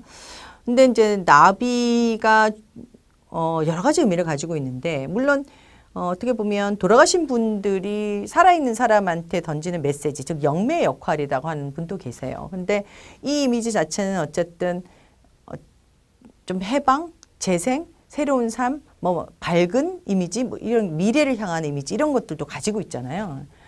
그리고 무엇보다 이제 젊은 사람들이 봤을 때는 뭔가 상징이 있으면 이 상징과 연루되는 감정이 더 쉽거든요. 근데 나비는 어떻게 보면 좀 밝고 가벼운 느낌이 더 있잖아요. 그래서 이 나비 이미지가 있고 여기에다가 이제 색감이 이제 2가지가 들어가잖아요. 노란색과 보라색. 이게 굉장히 중요한데요. 노란색은 기본적으로 우리는 이제 희망과 연대를 상징한다고 합니다. 보라는 고귀함이죠. 그러니까 이거는 피해자를 상징하죠. 피해자가 명예를 회복하고 고귀한 존재로 다시 거듭나는 것. 그런데 그 피해자와 희망을 그 미래의 평화와 안녕과 이런 걸 희망하는 사람들의 연대, 이제 이것들이 이제 연결된 거죠. 그라데이션으로 돼 있죠. 그래서 중요한 새로운 의미가 이제 덧입혀지게 됐고요. 실제 수요시 사진을 보면 제가 지금 보여드린 사진 2002년 사진이잖아요. 이때부터 이미 이제 노란색으로 굉장히 많이 갔죠. 이제 희망과 연대. 그리고 할머니들이 피해 당사자 할머니들께서 막 직접 나오신 걸 볼 수 있습니다. 이게 이제 2000년 법정 이후로 약간 다른 나라의 시민단체들도 각국에서 이제 산발적으로 진행하는 것들은 있었지만 이게 본격적으로 세계 연대 시위로 가게 된 거는 2013년이에요. 이때 이제 이전의 아시아 연대 회의에서 8월 14일을 세계 일본군 위안부 기림일로 정하자고 해요. 이 국가 기림일이 아니고 이제 위안부 문제를 같이 하는 사람들끼리 이 날을 위안부 기림일로 정하자라고 한 거죠. 그래서 연대 단체들끼리 이 날을 8월 14일을 세계 일본군 위안부 기림일로 세계 연대 행동의 수요 시위로 만들기 시작해요. 그래서 각국의 사람들이 직접 이 한국의 수요 시위 현장에 오기도 하고 혹은 못 오는 사람이 많으니까 그 나라 각 현장에서 수요 시위를 같이 진행하는 거죠. 이게 이제 첫 번째 세계 연대 집회, 공식적 세계 연대 집회라고 보시면 됩니다. 자, 사실 이제 이 계기를 통해서 한국뿐 아니라 일본, 미국, 영국, 독일, 프랑스, 호주, 뭐 뉴질랜드, 캐나다, 폴란드, 뭐 유럽 각국, 심지어 남아프리카 공화국, 필리핀, 태국, 미얀마 등 이 전 세계 몇십 개국의 정말 수십 개의 도시에서 수만 명이 각자 수요시를 하는 거죠. 그래서 그걸 영상으로 보내기도 하고 메시지로 보내기도 하죠. 이게 굉장히 큰 세계 연대의 매개체가 된 겁니다. 이 수요시 현장이. 저 사진은 사실은 제가 직접 이제 그 당시에 참여한 사진인데요. 2018년이었던 것 같아요. 수요시 세계연대 집회 현장입니다. 2019년 8월 14일 사진인데요. 이거는 1400차 수요시위이자 제7차 세계 일본군 위안부 기림일 날이에요. 이날에 콩고 민주공화국에서 사실은 이제 나비기금을 통해서 피해자 지원을 받는데요. 이 사람들도 이제 전시 성폭력 피해자들이고 사실은 어떻게 보면 생존자들이죠. 이 사람들이 자활을 하는 의미에서 조직화가 되어 있는데 이제 여기에 정대협이 나비기금을 만들어서 이제 지원을 해요. 그분들이 사실은 그 자리에서 이제 수요 시위를 같이 하면서 그 장면을 찍은 사진을 보내준 겁니다. 네, 그래서 이게 사실은 이 문제를 해결하고자 하는 시민들뿐만 아니라 사실은 피해 당사자들이잖아요. 전시 성폭력에. 이분들도 같이 이 수요 시위에 참여해 왔다. 이게 굉장히 중요한 의미인 것 같아요. 네, 이렇게 수요 시위 현장이 초국적 연대의 장으로 바뀌는 와중에 결국은 이제 어떻게 보면 수평적으로 퍼지는 거잖아요. 초국적 연대라는 거는. 근데 결국 과거에 이 식민지 시기에 겪었던 경험 그리고 이 문제를 해결하고자 하는 노력의 역사 이런 것들도 이제 계승이 돼야 되잖아요. 결국은 수요시 장이 저는 역사적 책임 계승의 장으로도 변화했다고 생각합니다. 젊은 사람들이 오고 그러니까 이제 미래지향적인 어떤 가치를 가지고 이 문제를 바라보게 된 사람들이 오게 된 것도 사실은 아까 말씀드린 대로 나비 모양과 그 희망과 연대를 상징하는 어떤 색감의 변화 이런 것과 연결이 되어 있고요. 또 하나의 결정적인 계기는 이제 평화합입니다. 조금 있다가 제가 이제 평화비에 대해서는 더 말씀을 드리겠지만 2011년 12월 14일 이 천차 수요 시위의 현장에서 우리가 흔히 소녀상이라고 하잖아요. 이 평화비가 건립이 돼요. 그 평화비의 표지석을 한번 보시면 92년 1월 8일부터 이곳 일본 대사관 앞에서 열린 일본군 위안부 문제 해결을 위한 수요 시위가 2011년 12월 14일 첫 번째를 맞이함에 그 숭고한 정신과 역사를 잇고자 이 평화비를 세운다라고 되어 있습니다. 즉 이 역사를 기록하고 또 그 정신을 잇고 이 문제가 결국은 일본의 사죄와 배상을 받는 문제와 무관하게 우리가 어떻게 계승할 것인가를 고민하게 하는 중요한 이제 표지석이죠. 그러니까 평화를 염원하는 많은 시민들이 사실은 이 수요시 현장에 와서 그 여망을 어떻게 보면 희망이죠. 그 희망을 나누기도 하고 그 책임을 나누기도 하는 그런 이제 책임 계승의 장이 됐다는 것입니다. 결국 이게 많은 사람이 모이게 되면서 이제 각양각색의 사람들이 다양한 이유로 수유시에 와요. 그렇죠? 30년이 넘다 보니까 저는 사실 이 역사적 책임 계승이라는 것이 이렇게 어떻게 보면 좀 무거운 의미잖아요. 그러니까 나는 역사의식도 없고 또 일본군 위안부 문제를 어떻게 해결해 이런 차원에서 본다면 사실 수요시는 굉장히 오기 어려운 장소일 것 같아요. 근데 그게 아니고 어떻게 보면 이게 많은 사람이 모이고 또 조금 더 어두운 이미지, 밝은 이미지로 가면서 사람들이 자기가 하는 일상 속의 다양한 경험들과 이 수요시 현장의 경험을 조금 연결하는 게 돼요. 특히 이제 이 처음에는 피해 당사자 할머니들이 어떤 사람 정말 불쌍해서 안 돼서 혹은 일본에 대한 분노 때문에 뭐 이런 것 때문에 오지만 와서 보면 굉장히 다양한 사람들이 세대와 인종과 언어와 뭐 피부 색깔 넘어서서 막 모여서 점점 가면 갈수록 어떻게 보면 축제의 장이 되는 것 같은 이런 느낌을 받거든요. 거기다가 피해 당사자들이 막 이 힘없는 피해자가 아니고 무기력한 피해자가 아니고 굉장히 당당하게 가해 책임을 묻는 인권운동가로서 막 성장하는 시기였기 때문에 그 사람들의 모습을 보고 또 굉장히 감동을 받죠.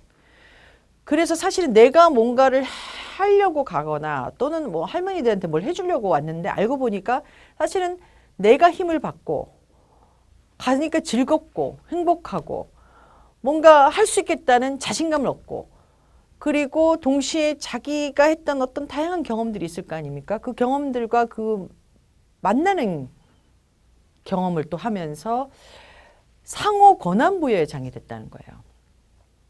그래서 즐겁고 행복한 거죠. 가면 기운을 받는 거죠. 자, 이러면서 이제 많은 사람들이 수요시에 오게 되고 그 의미가 우리가 상상할 수 없을 정도로 확장되게 됐다는 겁니다. 자, 여기에도 조금 전에 이제 말씀드린 평화의 소녀상이 굉장히 중요한 역할을 하는데요. 이 천차 수요시위의 추모 사업의 일환으로 만들어져요. 원래 이름은 기린비입니다. 왜냐하면 아까 제가 몇 번 강조했죠.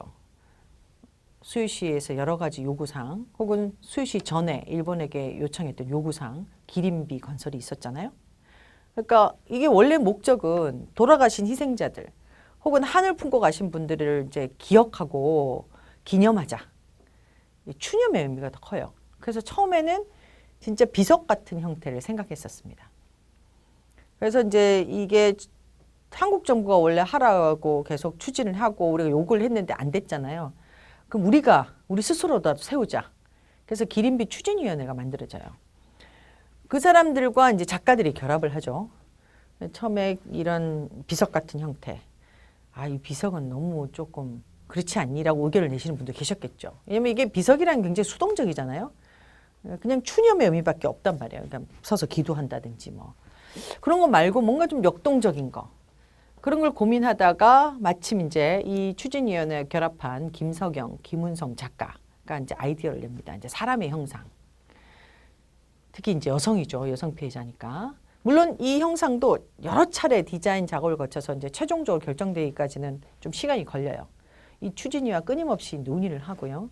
그러다가 마침내 이제 여러분이 보시는 지금 수요시 현장에 있는 우리가 이제 평화로라 부르잖아요. 그 평화로에 있는 소녀상 형태가 만들어지는데요. 어느 날 김석영 작가가 자기 딸이 그때 10대였는데 딸을 보고 있다가 그렇지. 할머니들의 평균 연령이 요 나이였다. 그가 겪었을 아픔을 한번 상상해 보자 라고 생각하게 됐다고 해요. 그래서 이 소녀상을 만드는 과정에 굉장히 다양한 의미가 이제 더딥혀지는데요. 예를 들어서 뭐 잘린 머리, 꽉 쥐고 있는 손, 땅에 닿지 못하는 발, 그 옆에 소녀상 옆에 또 의자가 있잖아요. 그리고 소녀의 모습을 하고 있는 상이 있지만 그 뒤에는 또 할머니 그림자가 있습니다. 할머니 그림자 안에는 또 나비가 있어요. 그 소녀 어깨 위에는 새가 있죠. 다양한 의미가 이제 더딥혀집니다.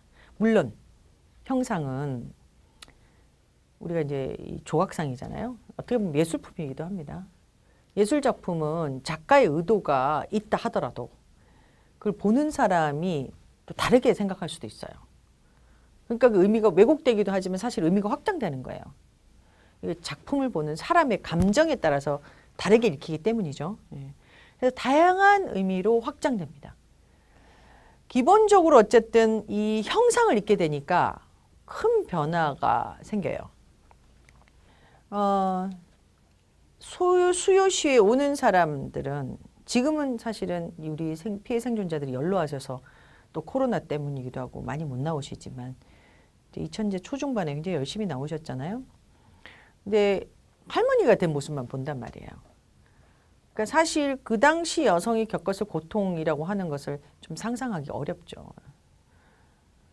그런데 이 형상을 딱 입으니까 이 당시 여성이 구체적인 어떤 사람으로 다가온단 말이에요. 그 사람이 겪었을 고통에 대해서 공감하기가 더 쉽죠. 왜냐하면 상호적이니까 우리가 이 상을 보는 사람과 내가 사실은 상호작용에서 의미가 만들어지는 거니까 이 사람을 통해서 이제 고통을 상상하기가 더 쉽고요. 무엇보다 어떻게 보면 역사 속에 사라져간 사람들이잖아요. 추상적이죠. 어떻게 보면 그 사람들 형상을 입었으니까 아주 구체적인 역사의 주체로서 내 앞에 서 있는 거죠. 자, 이게 특히 젊은 세대에 큰 반향을 일으킵니다. 같은 또래의 젊은 사람들은 이 문제가 내 문제구나 느낄 수도 있고요. 특히 한국 사회에서 지난 한 5, 6년간 이 페미니즘 이슈가 굉장히 커졌고 또 젠더 부정이나 성차별에 대한 문제의식이 커졌잖아요. 그러니까 일상 속에서 내가 겪는 이 젠더 부정의 문제 혹은 성차별, 성폭력의 문제를 이 소녀가 그 당시 70년 전, 80년 전에 겪었을 고통, 오히려 그 당시는 더 한국 사회가 열악하고 그랬을 텐데 라고 가늠할 수 있잖아요. 그런데 그 소녀는 그 경험을 했고 또 그 경험을 해도 감히 말할 수 없었을 것이다라는 그 고통에 대한 공감. 그것이 자기 자신의 경험과 이제 연결이 되는 거죠. 이게 결국은 이제 돌봄의 수행적 실천으로 가요. 그러니까 이게 나일지도 모른다. 그 시기에 살았으면 나도 당했을 수 있고 아니 지금도 내가 겪고 있는 경험과 유사하구나를 느낀 많은 사람들이 모자를 씌우고 옷을 입히고 목도리를 만들어주고 꽃을 들려주고 신발을 신겨주죠. 굉장히 큰 변화죠. 그러면서 여고생들이 주도해서 전국의 작은 소녀상 세육 운동을 한다든지 이런 운동을 적극적으로 주도하게 됩니다. 또 한편으로는 이제 이런 게 있어요. 이제 이건 우리 감정이고요. 2015 한일합의 이후에 이제 한국 사람들이 가장 분노했던 것 중 하나가 피해자들을 배제한 채 최종적 불가역적으로 이 문제가 해결됐다고 선언한 것. 플러스 소녀상을 철거하라 했습니다. 그죠? 일본 공간의 안녕과 위험을 해친다. 이 한국 사람들이 갑자기 또 생각하게 된 거죠. 뭐가 위협이 되는 거지? 이 조각상이? 자, 이게 이제 일본 사람들을 인터뷰한 이제 김부자 선생님 말에 의하면 결국은 일본 대사관 앞에 소녀 형상을 한 피해자죠. 그 사람이 눈을 부릅뜨고 앉아서 나는 네가 한 일을 알고 있다. 그러니까 범죄를 직시하는 듯한 모습을 하고 있다는 거예요. 거기에 이제 피해 당사자들이 연로하셔서 다 돌아가시고 나면 결국은 가해자로서 책임을 안 져도 된다라고 생각하고 이 계속 시간을 지연하고 있을 때 피해자들이 다 돌아가셔도 이 문제를 당사자성으로 확장한 많은 사람들이 소녀상 앞에 모일 것이고 무엇보다 이 소녀상은 죽지도 늙지도 않을 것이라는 것이죠. 이게 계속해서 일본의 범죄성을 확인하고 직시하게 한다는 거예요. 이게 일본의 역사 부정론자뿐만 아니라 정부의 입장에서 보면 굉장히 견디기 어려운 것이라는 것이죠. 그래서 소녀상 철거를 그렇게 원하는 것이고 전 세계 소녀상이 설치될 때 저지운동뿐만 아니라 사실은 설치된 소녀상을 철거하라고 조직적으로 움직이고 있는 게 바로 이 이유죠. 자, 근데 이제 소녀상에 대한 비판도 많잖아요. 순결한 소녀를 상징한다. 뭐 다양하게 우리가 피해자들을 상상할 수 있는데 특정한 형태에 가둔다.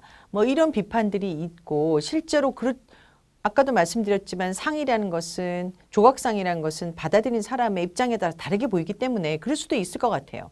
그렇지만 실제로 소녀상은 굉장히 다양한 형태로 이루어져 있습니다. 우리가 소녀상이라 하지 않고 평합이라 하는 것도 사실은 이게 평화를 상징하는 비석이기 때문입니다. 기림비, 원래 만들었던 우리가 생각했던 그 기림의 형태이기 때문이에요. 평화를 상징하는 여러 가지 상들이 있는데 서 있는 상도 있고 조금 더 나이 든 여성의 상도 있고 또는 다른 인종의 여성을 상징하는 상도 있습니다. 국내뿐 아니라 국외 다양한 형태의 평화비들이 만들어지고 있고 지금도 그렇게 확장되고 있다. 이걸 통해서 사실은 여성 인권의 보편성을 이야기하고 전시 성폭력의 문제를 고발하고 그리고 다시는 이런 문제를 반복하지 않겠다는 시민들의 다짐이 이 현장에서 이루어지고 있다라는 점에서 수요 시위 현장에 세워진 이 평화비는 가장 굉장히 큰 의미를 가지고 있다고 생각합니다. 네, 지금 보시고 있는 사진 중에 두 사람이 앉아 있잖아요. 이거는 이제 중국에 있는 소녀상이에요. 한 명은 한국 여성을 상징하고 옆에 앉아 있는 사람은 중국 피해자를 상징해요. 그리고 여러분도 잘 아시겠지만 샌프란시스코에도 평화비가 있죠. 여기도 각국 여성들의 다양한 여성들이 피해를 입었다는 것도 상징하지만 그들이 당당히 일어나서 손잡고 있는 연대의 모습을 상징한다는 점에서 굉장히 강인한 모습을 보이고 있습니다. 이 샌프란시스코 소녀상은 지금 서울에도 있습니다. 어디에 있는지 아세요? 남산에 있습니다. 남산에 이 소녀 3명이 손잡고 있는 상. 샌프란시스코에는 상이 좀 위에 있어요. 그래서 사람들과 거리감도 있고 좀 높게 올려다보게 돼 있는데 남산에 있는 이 샌프란시스코 소녀상 형태는 우리하고 눈높이가 같이 땅바닥에 있습니다. 그래서 우리가 가서 만질 수도 있고 손을 잡을 수도 있고요. 또 이 소녀들을 바라보고 있는 사람, 김학순이 있습니다. 김학순 할머니가 나이가 들어서 비로소 말할 수 있었던 이 우리 사회 전체 모순을 고발하는 듯이 보이는 혹은 자신의 어린 시절의 경험을 다시 환기하는 듯이 보이는 이런 모습으로 소녀들을 보고 있습니다. 자, 여러분 시간이 되시면 꼭 거기 한번 가서 김학순 할머니하고도 손잡고 소녀들하고도 손잡아 주시길 바랍니다. 네, 그리고 또 중요한 게 있죠. 전시관, 역사관, 박물관입니다. 한국에는 지금 일본군 위안부 문제만을 가지고 전시하는 곳이 크게 보면 한 4군데 정도 있어요. 가장 먼저 생긴 게 나노비 집에 있는 역사관이 있습니다. 경기도 광주에 있죠. 그리고 대구에 희움 역사관이 있습니다. 그리고 부산에도 있습니다. 근데 서울에는 이제 전쟁과 여성인권 박물관이 있어요. 전쟁과 여성인권 박물관의 이 건립 배경도 참 만만치 않은데요. 2004년에 이제 결국은 이 문제를 역사화하는 것에 여러 가지 고민들이 생기고 역사하는 과정이 결국 교육하고도 연결되잖아요. 그리고 기존의 기록물이나 자료들이나 뭐 할머니들 증언도 마찬가지고 또 이 활동하는 모습들도 사실은 역사 사료입니다. 그런 것들을 한 군데 좀 모으고 그걸 시민들이 와서 볼 수 있게 됐으면 좋겠다라고 고민했겠죠, 당연히. 근데 이거는 원래 90년대부터도 계속해서 이 역사관 건립이 소망이었어요, 이 활동가들은. 그렇지 않으면 자료들이 또 다 날아가고 실제로 중요한 자료를 발굴해도 시민들이 접근할 길도 없고 그래서 이거를 사실은 90년대부터 고민하다가 본격화된 거는 이제 2004년이에요. 2004년에 건립위원회가 발족이 됩니다. 근데 건립위원회 발족부터 개헌까지는 무려 8년이 걸리는데요. 이 사이에 굉장히 열심히 모금 활동을 해요. 전 세계 시민들이 같이 모여서 정말 1,000원, 1달러 이런 걸 계속 모아서 우리의 소망인 박물관 건설하고 싶어 했는데 서울시가 그때 서대문 독립공원에 부지를 내줍니다. 무상 임대 형식으로. 해서 이 부지를 확정하고 첫 삽을 떠요. 그런데 아이러니하게도 광복회 등 이제 32개 독립유공자 단체가 반대를 합니다. 구체적으로 보시면 이제 기자회견까지 하거든요. 2008년 11월 3일에 순국 선열을 기리는 서대문 독립공원에 일본군 위안부들의 순환을 보여주는 박물관 웬 말이냐. 격에 맞지 않다. 이것은 심지어 순국 선열에 대한 명예훼손이다. 이런 주장을 합니다. 굉장히 충격적이었죠. 결국은 식민지와 전쟁의 같은 피해자들이고 그리고 평화를 소망하는 시민의 입장에서도 어떻게 보면 이 문제는 연속성을 가지잖아요. 그런데 불구하고 순국 선열에 대한 명예훼손이다라고 얘기하는 것은 결국은 일본군 위안부 문제를 바라보는 대한민국 사람들의 시선, 관점이 얼마나 아직도 굉장히 낮은 수준에 머물러 있는지 그리고 이건 근본적으로 보면 어떻게 보면 여성에 대한 관점이죠. 예. 그것이 굉장히 아직도 가야 할 길이 멀구나라고 생각하게 하는 굉장히 중요한 사건이었습니다. 그래서 더 이상 이제 미룰 수가 없어서 이 서대문에 성미산 아래 조그마한 집을 하나 사요. 모금 활동을 한 돈으로. 그것도 이제 돈이 모자라서 또 더 모금을 하고 또 여러 사람들이 자원봉사를 하고 해서 드디어는 이제 2012년 어린이날 조그만한 집을 개조한 박물관이 개소하게 됩니다. 여러분이 보시는 사진은 사실 제가 찍은 사진인데요. 전쟁과 여성인권박물관 개관식에 한복을 곱게 입으신 우리 김복동 할머니께서 축사하시는 모습이에요. 어린이날 개관한 이유는 결국 이 박물관은 미래 세대를 위한 것이다. 미래 세대 교육의 현장이다. 라는 그 염원이 담겨 있기 때문입니다. 이 박물관은 이제 여러분이 시간 나시면 꼭 가보시기를 권합니다. 이제 특징이 집을 개조했기 때문에 가정주택이에요. 그래서 규모가 굉장히 작습니다. 소박하고요. 그렇지만 이제 전시 공간은 지하와 1층과 2층으로 되어 있고 이제 조그만한 이제 정원이 있습니다. 17개의 세션이 있고 할머니들의 경험을 느낄 수 있는 세석길이 있고 운동의 역사, 그다음에 위안부 문제의 역사를 다루는 곳이 있고 또 추모관도 있습니다. 상설 전시를 상시적으로 하고 있지만 특별한 날에 기획 전시도 합니다. 결국은 이제 뭐 이번에도 우리가 김학순 30주년 증언, 공개 증언 기념한 뭐 김학순 전시회를 기획하고 있는데요. 그것처럼 특별하게 1년에 한 2번 정도 기획 전시를 하고 있어요. 종합적으로 볼 때 결국 기억을 해야 되는 것이고 그 기록된 것을 또 모았기 때문에 기록을 통해서 또 기억하는 작업이 될 것이고 이를 통해서 우리 스스로를 교육하는 장이 될 것이고 교육을 통해서 이제 계승하는 장이 될 것이라고 저는 생각합니다. 비록 규모는 작지만 굉장히 여러 가지 의미를 담고 있고요. 특히 1층에는 전시 성폭력의 각국의 피해 여성들의 사례들도 있기 때문에 이 문제가 식민지 조선의 시공간을 떠나서 지금 전 세계의 수많은 여성들과 공명하고 있다. 그리고 현재도 일어나는 여러 가지 사안과 연결되어 있다는 것을 잘 알 수 있을 것 같아요. 그래서 사실은 어떻게 보면 전시 성폭력과 관련된 굉장히 중요한 대한민국에서는 유일한 박물관이라고 저는 생각합니다. 자, 그리고 이제 나비기금이 있는데요. 나비기금을 잘 모르시는 분들이 많으세요. 이제 박물관 수요시는 또 알고 평화비는 알지만 나비기금 뭐지? 이렇게 생각하실 것 같은데요.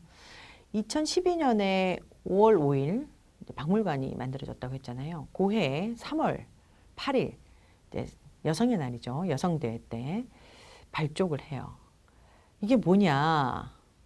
사실 이제 김복동 기론옥 할머니 등 이제 많은 이 당사자 할머니들이 증언 활동을 하시면서 세계를 다니셨잖아요. 특히 김복동 할머니 사실 저는 개인적으로 이제 여러 차례 만났고 미국에 김복동 할머니가 그랜델 소녀상 만드실 때도 오신 적이 있으세요. 이제 그때 저는 연구년이 있어서 그때 갔었는데요.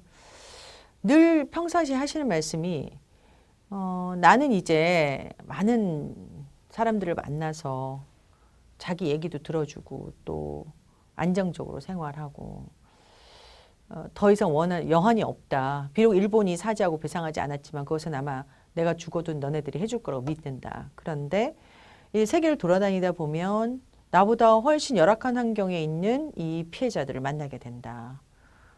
성폭력도 있고 전시 성폭력도 있고 다양한 폭력의 피해자들, 여성들이 있단 말이에요. 그런 사람들은 아무도 도와주지 않는다. 이제 이런 일을 좀 니네가 했으면 좋겠다. 이런 바람을 여러 차례 피력하셨어요. 그래서 우리와 유사한 아픔을 가진 사람들을 좀 도와주고 싶다. 그런 일에 너희들이 좀 힘써달라라고 요청을 하셨어요. 그래서 일본이 만약에 배상한다면 그 배상금을 미리 좀 기부를 하시겠다라고 하신 거예요. 그래서 사실 피해 생존자들이 먼저 나서서 만든 기금이고요. 여기에 이제 어떻게 보면 시민들이 이 피해자와 피해자의 마음에 혹은 의지에 공감하는 시민들이 기금을 모으는 것이죠. 우리가 이제 매칭 펀드라고 그러죠, 보통. 그래서 일반 시민들이 이 의지에 동조해서 이제 나비 기금에 기부를 하십니다. 1호 기부자가 이효리 씨예요, 사실은. 그래서 많은 사람들이 지금도 이제 기부를 하고 있고요. 결국은 이것은 이제 할머니의 유지를 받들어서 세계 전시 성폭력 피해 여성과 아동들을 돕는데, 즉 생존과 자활을 지원하는 데 사용되고 있습니다. 콩고 민주공화국, 아까 여러분이 수요시 새 연대 집회에서 사진을 보셨듯이 거기에 성폭력 피해자들이 이제 자활하는 프로그램을 만드는데 거기에 이제 제일 먼저 갔고요. 그다음에 베트남 전시 성폭력 피해자들, 특히 한국군에 의한 피해자들입니다. 이 피해자들도 지원하고 있고 인도네시아, 우간다 거쳐서 최근에 이제 팔레스타인까지. 팔레스타인이 굉장히 많은 피해자들이 있죠. 그런데 이들이 스스로가 자활할 수 있는 길이 굉장히 적기 때문에 이제 이들을 돕는 그런 일을 지금 본격적으로 하고 있습니다. 이 운동이 의미가 있는 거는 피해 생존자죠. 다른 피해 생존자에게 손을 내미는 운동이에요. 우리는 이걸 이제 한 차원 승화된 운동이라고 합니다. 보통 보면 피해자는 구제의 대상이라고 생각해서 다른 평범한 사람들이 그들을 도와줘야 된다고 생각하잖아요. 근데 그렇지가 않고 살아남은 생존자가 다른 생존자를 돕는 거죠. 그것도 일국적 차원이 아니고 그 국가의 경계를 넘어서서, 그리고 어떻게 보면 시간대도 넘어서는 것이죠. 그런 다양한 경계를 넘어서 다른 피해자와 손잡고 그들과 연대하는 모습을 보여줬다는 게 굉장히 큰 의미가 있습니다. 그리고 이게 우리 내부에도 굉장히 많은 타자들이 있잖아요. 그러니까 침묵할 수밖에 없는 많은 사회적 타자들이 있습니다. 이들에게도 관심을 가져줄 것을 요청합니다.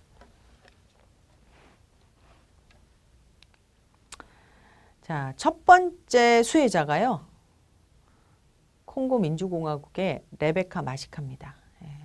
이분의 사진이고요. 이분이 감사 편지를 보낸 적이 있어요. 그 감사 편지에 보면 결국은 이제 본인도 사실은 위안부 문제를 몰랐을 거 아니에요. 일본군 위안부 문제를. 이를 통해서 알게 됐고, 그리고 그 위안부 피해자들, 한국의 할머니들에게도 위로의 마음을 보내고, 그리고 자신도 이를 통해서 힘을 얻었다. 그래서 정말 감사한다라는 메시지를 보낸 적이 있습니다. 그리고 무엇보다 중요한 것은 이제 평화에 대한 염원입니다. 우리도 진정한 평화를 찾기 위해 노력할 것이고, 그리고 여러분도 그렇게 하기를 바라는 염원을 표명하고 있습니다. 물론 감사의 마음이 가장 컸겠죠.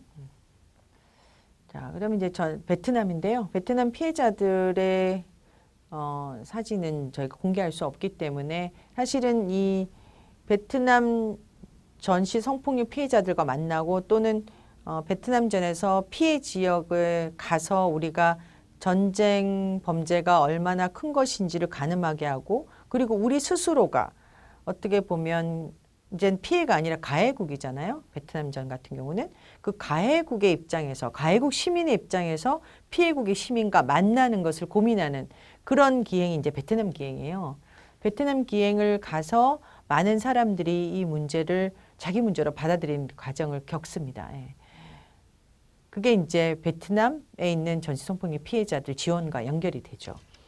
예, 그런 기행을 가고 있고요. 물론 지금 이제 코로나 때문에 막혀서 못 가고 있는데 앞으로 만약에 다시 열리게 되면 많은 시민들이 이 기행에 같이 동참해 주시면 좋을 것 같아요. 베트남 피해자들에게 우리 김복동 할머니께서 편지를 보낸 적이 있습니다. 제가 아까 말씀드렸잖아요. 피해 당사자가 다른 피해 당사자와 손잡는 것도 있고 또 우리가 사실은 피해자로서 가해자에게 계속해서 요청했지만 가해국의 시민으로서 피해국의 시민에게도 어떤 메시지를 보내야 된다고 생각하셨던 것이죠. 그래서 김복동 할머니가 베트남 여성들에게 보내는 사죄 편지는 제가 좀 읽도록 하겠습니다. 여러분 앞에 무슨 말을 해야 될지 말이 생각이 안 나요.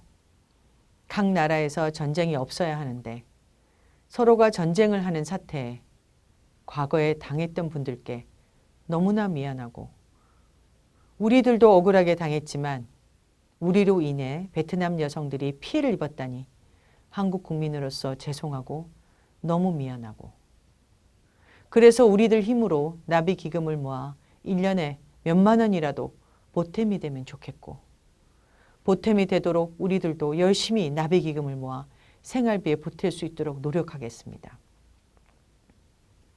우리들은 이미 이제 죽을 때가 다 되었지만 앞으로 커가는 후손들과 어린아이들에게 절대로 전쟁이 있어서는 안 되니 각국 나라들도 전쟁 없는 나라가 되도록 열심히 힘써 주시면 고맙겠습니다.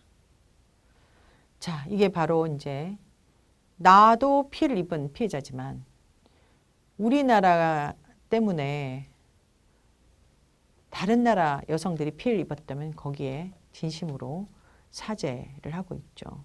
이거는 피해 당사자만 느낄 수 있는 어떤 고통의 공감대라고 볼 수 있을 것 같아요. 그래서 조금이라도 사죄의 마음을 표명하는 어떻게 보면 도덕적 사죄죠. 표명하기 위해서 이제 나비 기금을 만들고 거기에 이제 조금이라도 도와주고 싶은 마음을 표명하고 있습니다. 그렇지만 이것은 어떤 개인적 행위에 끝나는 것이 아니라 결국 전쟁 없는 세상을 위해서 우리 모두가 힘써달라는 요청이라는 것이 굉장히 중요하죠. 실제 제가 나비기행을 따라간 적이 있었는데요. 아직 김복동 할머니 살아계실 때인데 그 지역의 전시 성폭력으로 피해 입은 많은 사람들을 추모하기 위해서 요즘 우리나라 같으면은 이제 돌아가시면 이제 꽃을 바치잖아요. 베트남 굉장히 그게 중요하대요. 그래서 할머니께서 직접 할머니 사제를 털어서 그런 추모할 수 있도록 여러 가지 지원을 하시는 걸 직접 저도 보고 왔습니다. 그리고 그 아이들에게 자전거를 지원한다든지 학교에서 무사히 안전하게 공부할 수 있도록 하는 여러 가지 이제 지원 활동을 하는 거를 저도 목도했습니다. 김복동 할머니는 사실은 아까도 말씀드렸지만 일본의 지진 피해자들을 위한 모금 활동도 하시고 직접 이제 기부도 하셨지만 마지막 돌아가시기 전에 물론 여러 가지 차원에서도 기부하셨지만 굉장히 중요하게 생각하신 게 제일 조선인 학교였어요. 이 분단 냉전 체제의 가장 큰 희생자이고 특히 아이들 같은 경우 아무 죄가 없음에도 불구하고 일본 정부의 지원이 끊기고 그리고 일본 안에서 무수한 차별과 폭력의 피해를 입는 걸 보시고 제일 조선인 학교에 끊임없이 기부를 하셨습니다. 예, 돌아가시기 직전까지도 기부를 하셨어요. 자, 그리고 이제 또 중요한 연대가 있는데요. 미군 기지촌 여성들과의 연대입니다. 흔히 말해 한국에서 가장 낙인화된 집단으로 손가락질을 받던 여성들이었죠. 이분들에게 직접 기론옥 할머니도 가시고 김복동 할머니도 가시고 하셔서 당신 잘못이 아니다 라는 얘기를 하시면서 이거는 결국 국가의 책임이니 국가에게 책임을 요청하라라는 메시지도 보내고 그리고 실제로 만나서 밥도 먹으시고 또 여행도 가시고 하셔요. 사실 그 덕분에 기촌 인권연대도 만들어지고 이분들의 의식이 성장하면서 국가를 상대로 한 손해배상 청구 소송으로 이어지게 됩니다. 이 국가대상 손해배상 청구 소송은 지금 대법원에 계류되어 있는데요. 2심까지 돼서 승소를 했습니다. 즉 국가가 이 문제에 책임이 있으니 공소시효가 적용되지 않고 그리고 중대한 인권 침해에 대해서 책임을 지고 배상하라라는 판결을 내렸어요. 자, 이 사진들은 실제로 기론 할머니가 기지촌을 방문하셔서 할머니가 만나는 장면이고요. 그때 사실 저는 이제 미군 기지촌 연구자니까 같이 동행을 했었고 또 이제 다리를 놓는 역할을 했고요. 그때 이제 모여서 찍은 사진입니다. 그리고 실제로 이 미군 기지촌에 일본군 위안부 역사 연구자로서 가장 중요한 분이신 요시미 요시아키 선생님 그리고 하야시 히로부미 선생님 등이 사실 방문하셨어요. 예. 물론 이제 여러 차원에서 연구도 하시고 또 이 문제에 관심을 가지고 계셨고 특히 하야시 히로부미 선생님 같은 경우는 미군 기지를 연구를 오랫동안 또 하셨었어요. 그렇지만 어떻게 보면은 상징성을 가지신 분들이잖아요. 일본군 위안부 연구자로서 그분들이 미군 기지촌을 방문하고 한국 내에 있는 그들과 연대하는 모습을 보여주고 또 저희들과 같이 이제 토론회도 하고 하는 모습을 보임으로 해서 이 문제가 물론 특수성을 가지고 있습니다. 각각의 그리고 시기적으로도 다르고 그렇지만 연속성이 있다, 공통점이 있다는 걸 겉으로 표명하신 거기 때문에 굉장히 중요한 역할이라고 봅니다. 자, 그 덕분에 사실은 우리 미군 기지촌에 있는 할머니들께서도 다양한 방식으로 이제 이분들과 만나면서 소송도 하고 의식이 성장하면서 수유시에도 나오시고 또 수유시에서 커밍아웃도 하시고 김복동 영화가 나오면 같이 보기도 하고 그 실제 전시 성폭력 세계 전시 성폭력 주간에 우리가 국제학술대회를 했는데 그때도 이제 일본군 위안부 피해 당사자들과 함께 연대하고 이야기를 나누고 이제 손잡는 모습을 보이십니다. 자, 왼쪽 사진 아래를 보시면 그 당시 사진인데요. 네. 이용수 할머니, 기론호 할머니 계시죠. 네. 그리고 커밍아웃 하신 미군 기지촌 위안부 할머니들이십니다. 오른쪽은 세계연대 집회 때 연단이 올라가서 발언을 하셨는데요. 이제 제일 끝에 계신 분이 김숙자 할머니라고 미군 기지촌 위안부 커밍아웃 하신 분이십니다. 물론 한국 정부 대상 손해배상 청구 소송에서 굉장히 중요한 역할을 하신 분이십니다. 자, 그래서 이 수유시에 직접 나오셔서 이렇게 들고 이제 일본국의 공식 사죄 법적 배상을 요청하는 모습입니다. 자, 이제 마무리를 좀 하겠습니다. 예, 굉장히 많은 이야기 30년 이상의 역사를 여러분과 이렇게 짧은 시간에 나누는 게 참 쉽지 않네요. 그리고 제가 뭐 의도적으로 누락한 건 아니고요. 시간의 제약과 공간의 제약으로 제가 여러분에게 많은 이야기를 전하지 못했지만 아마 오늘 이 강의 그리고 지난 강의를 통해서 어느 정도 좀 자극을 받으셨을 거라고 생각해요. 그래서 여러분이 관심 있는 어떤 영역이든 좋으니까 직접 찾아보시고 또 현장에 가보시고 특히 수유시 현장, 박물관 현장 또 다른 지역에 계시다면 자기 지역에 있는 그 소녀상, 뭐 위안부 관련 전시관 이런 것들을 좀 방문하시는 게 어떨까 싶어요. 그리고 역사 사료 같은 것들이 사실 지금은 정의기억연대 홈페이지에 가시면 굉장히 많은 것들을 볼 수 있고요. 그리고 일본군 위안부 연구소의 그 아카이브도 있습니다. 물론 정의연의 수유시 아카이브도 있고요. 그러니까 다양한 차원의 자료들이 요즘은 상대적으로 손쉽게 접근될 수 있는 형태로 되어 있으니까 많은 관심을 가져주시고 찾아보시면 좋겠습니다. 자, 이제 진짜 마무리를 할게요. 김복동 할머니가 사실은 일본의 법적 배상, 진정성 어린 사과를 보지 못하고 이제 하늘나라로 가셨습니다. 우리에게 당당하게 요구하셨던 것, 다시는 전쟁 없는 세상을 만들기 위해서 여러분들이 노력해달라. 이게 저는 가장 큰 메시지라고 생각해요. 평화롭게 아이들이 사는 세상을 바란다. 자, 이 세상을 만들 책임은 결국 우리에게 있다고 생각합니다. 일본군 위안부 문제 해결 운동이 던지는 가장 큰 과제는 바로 이거죠. 우리 스스로가 이제 당사자입니다.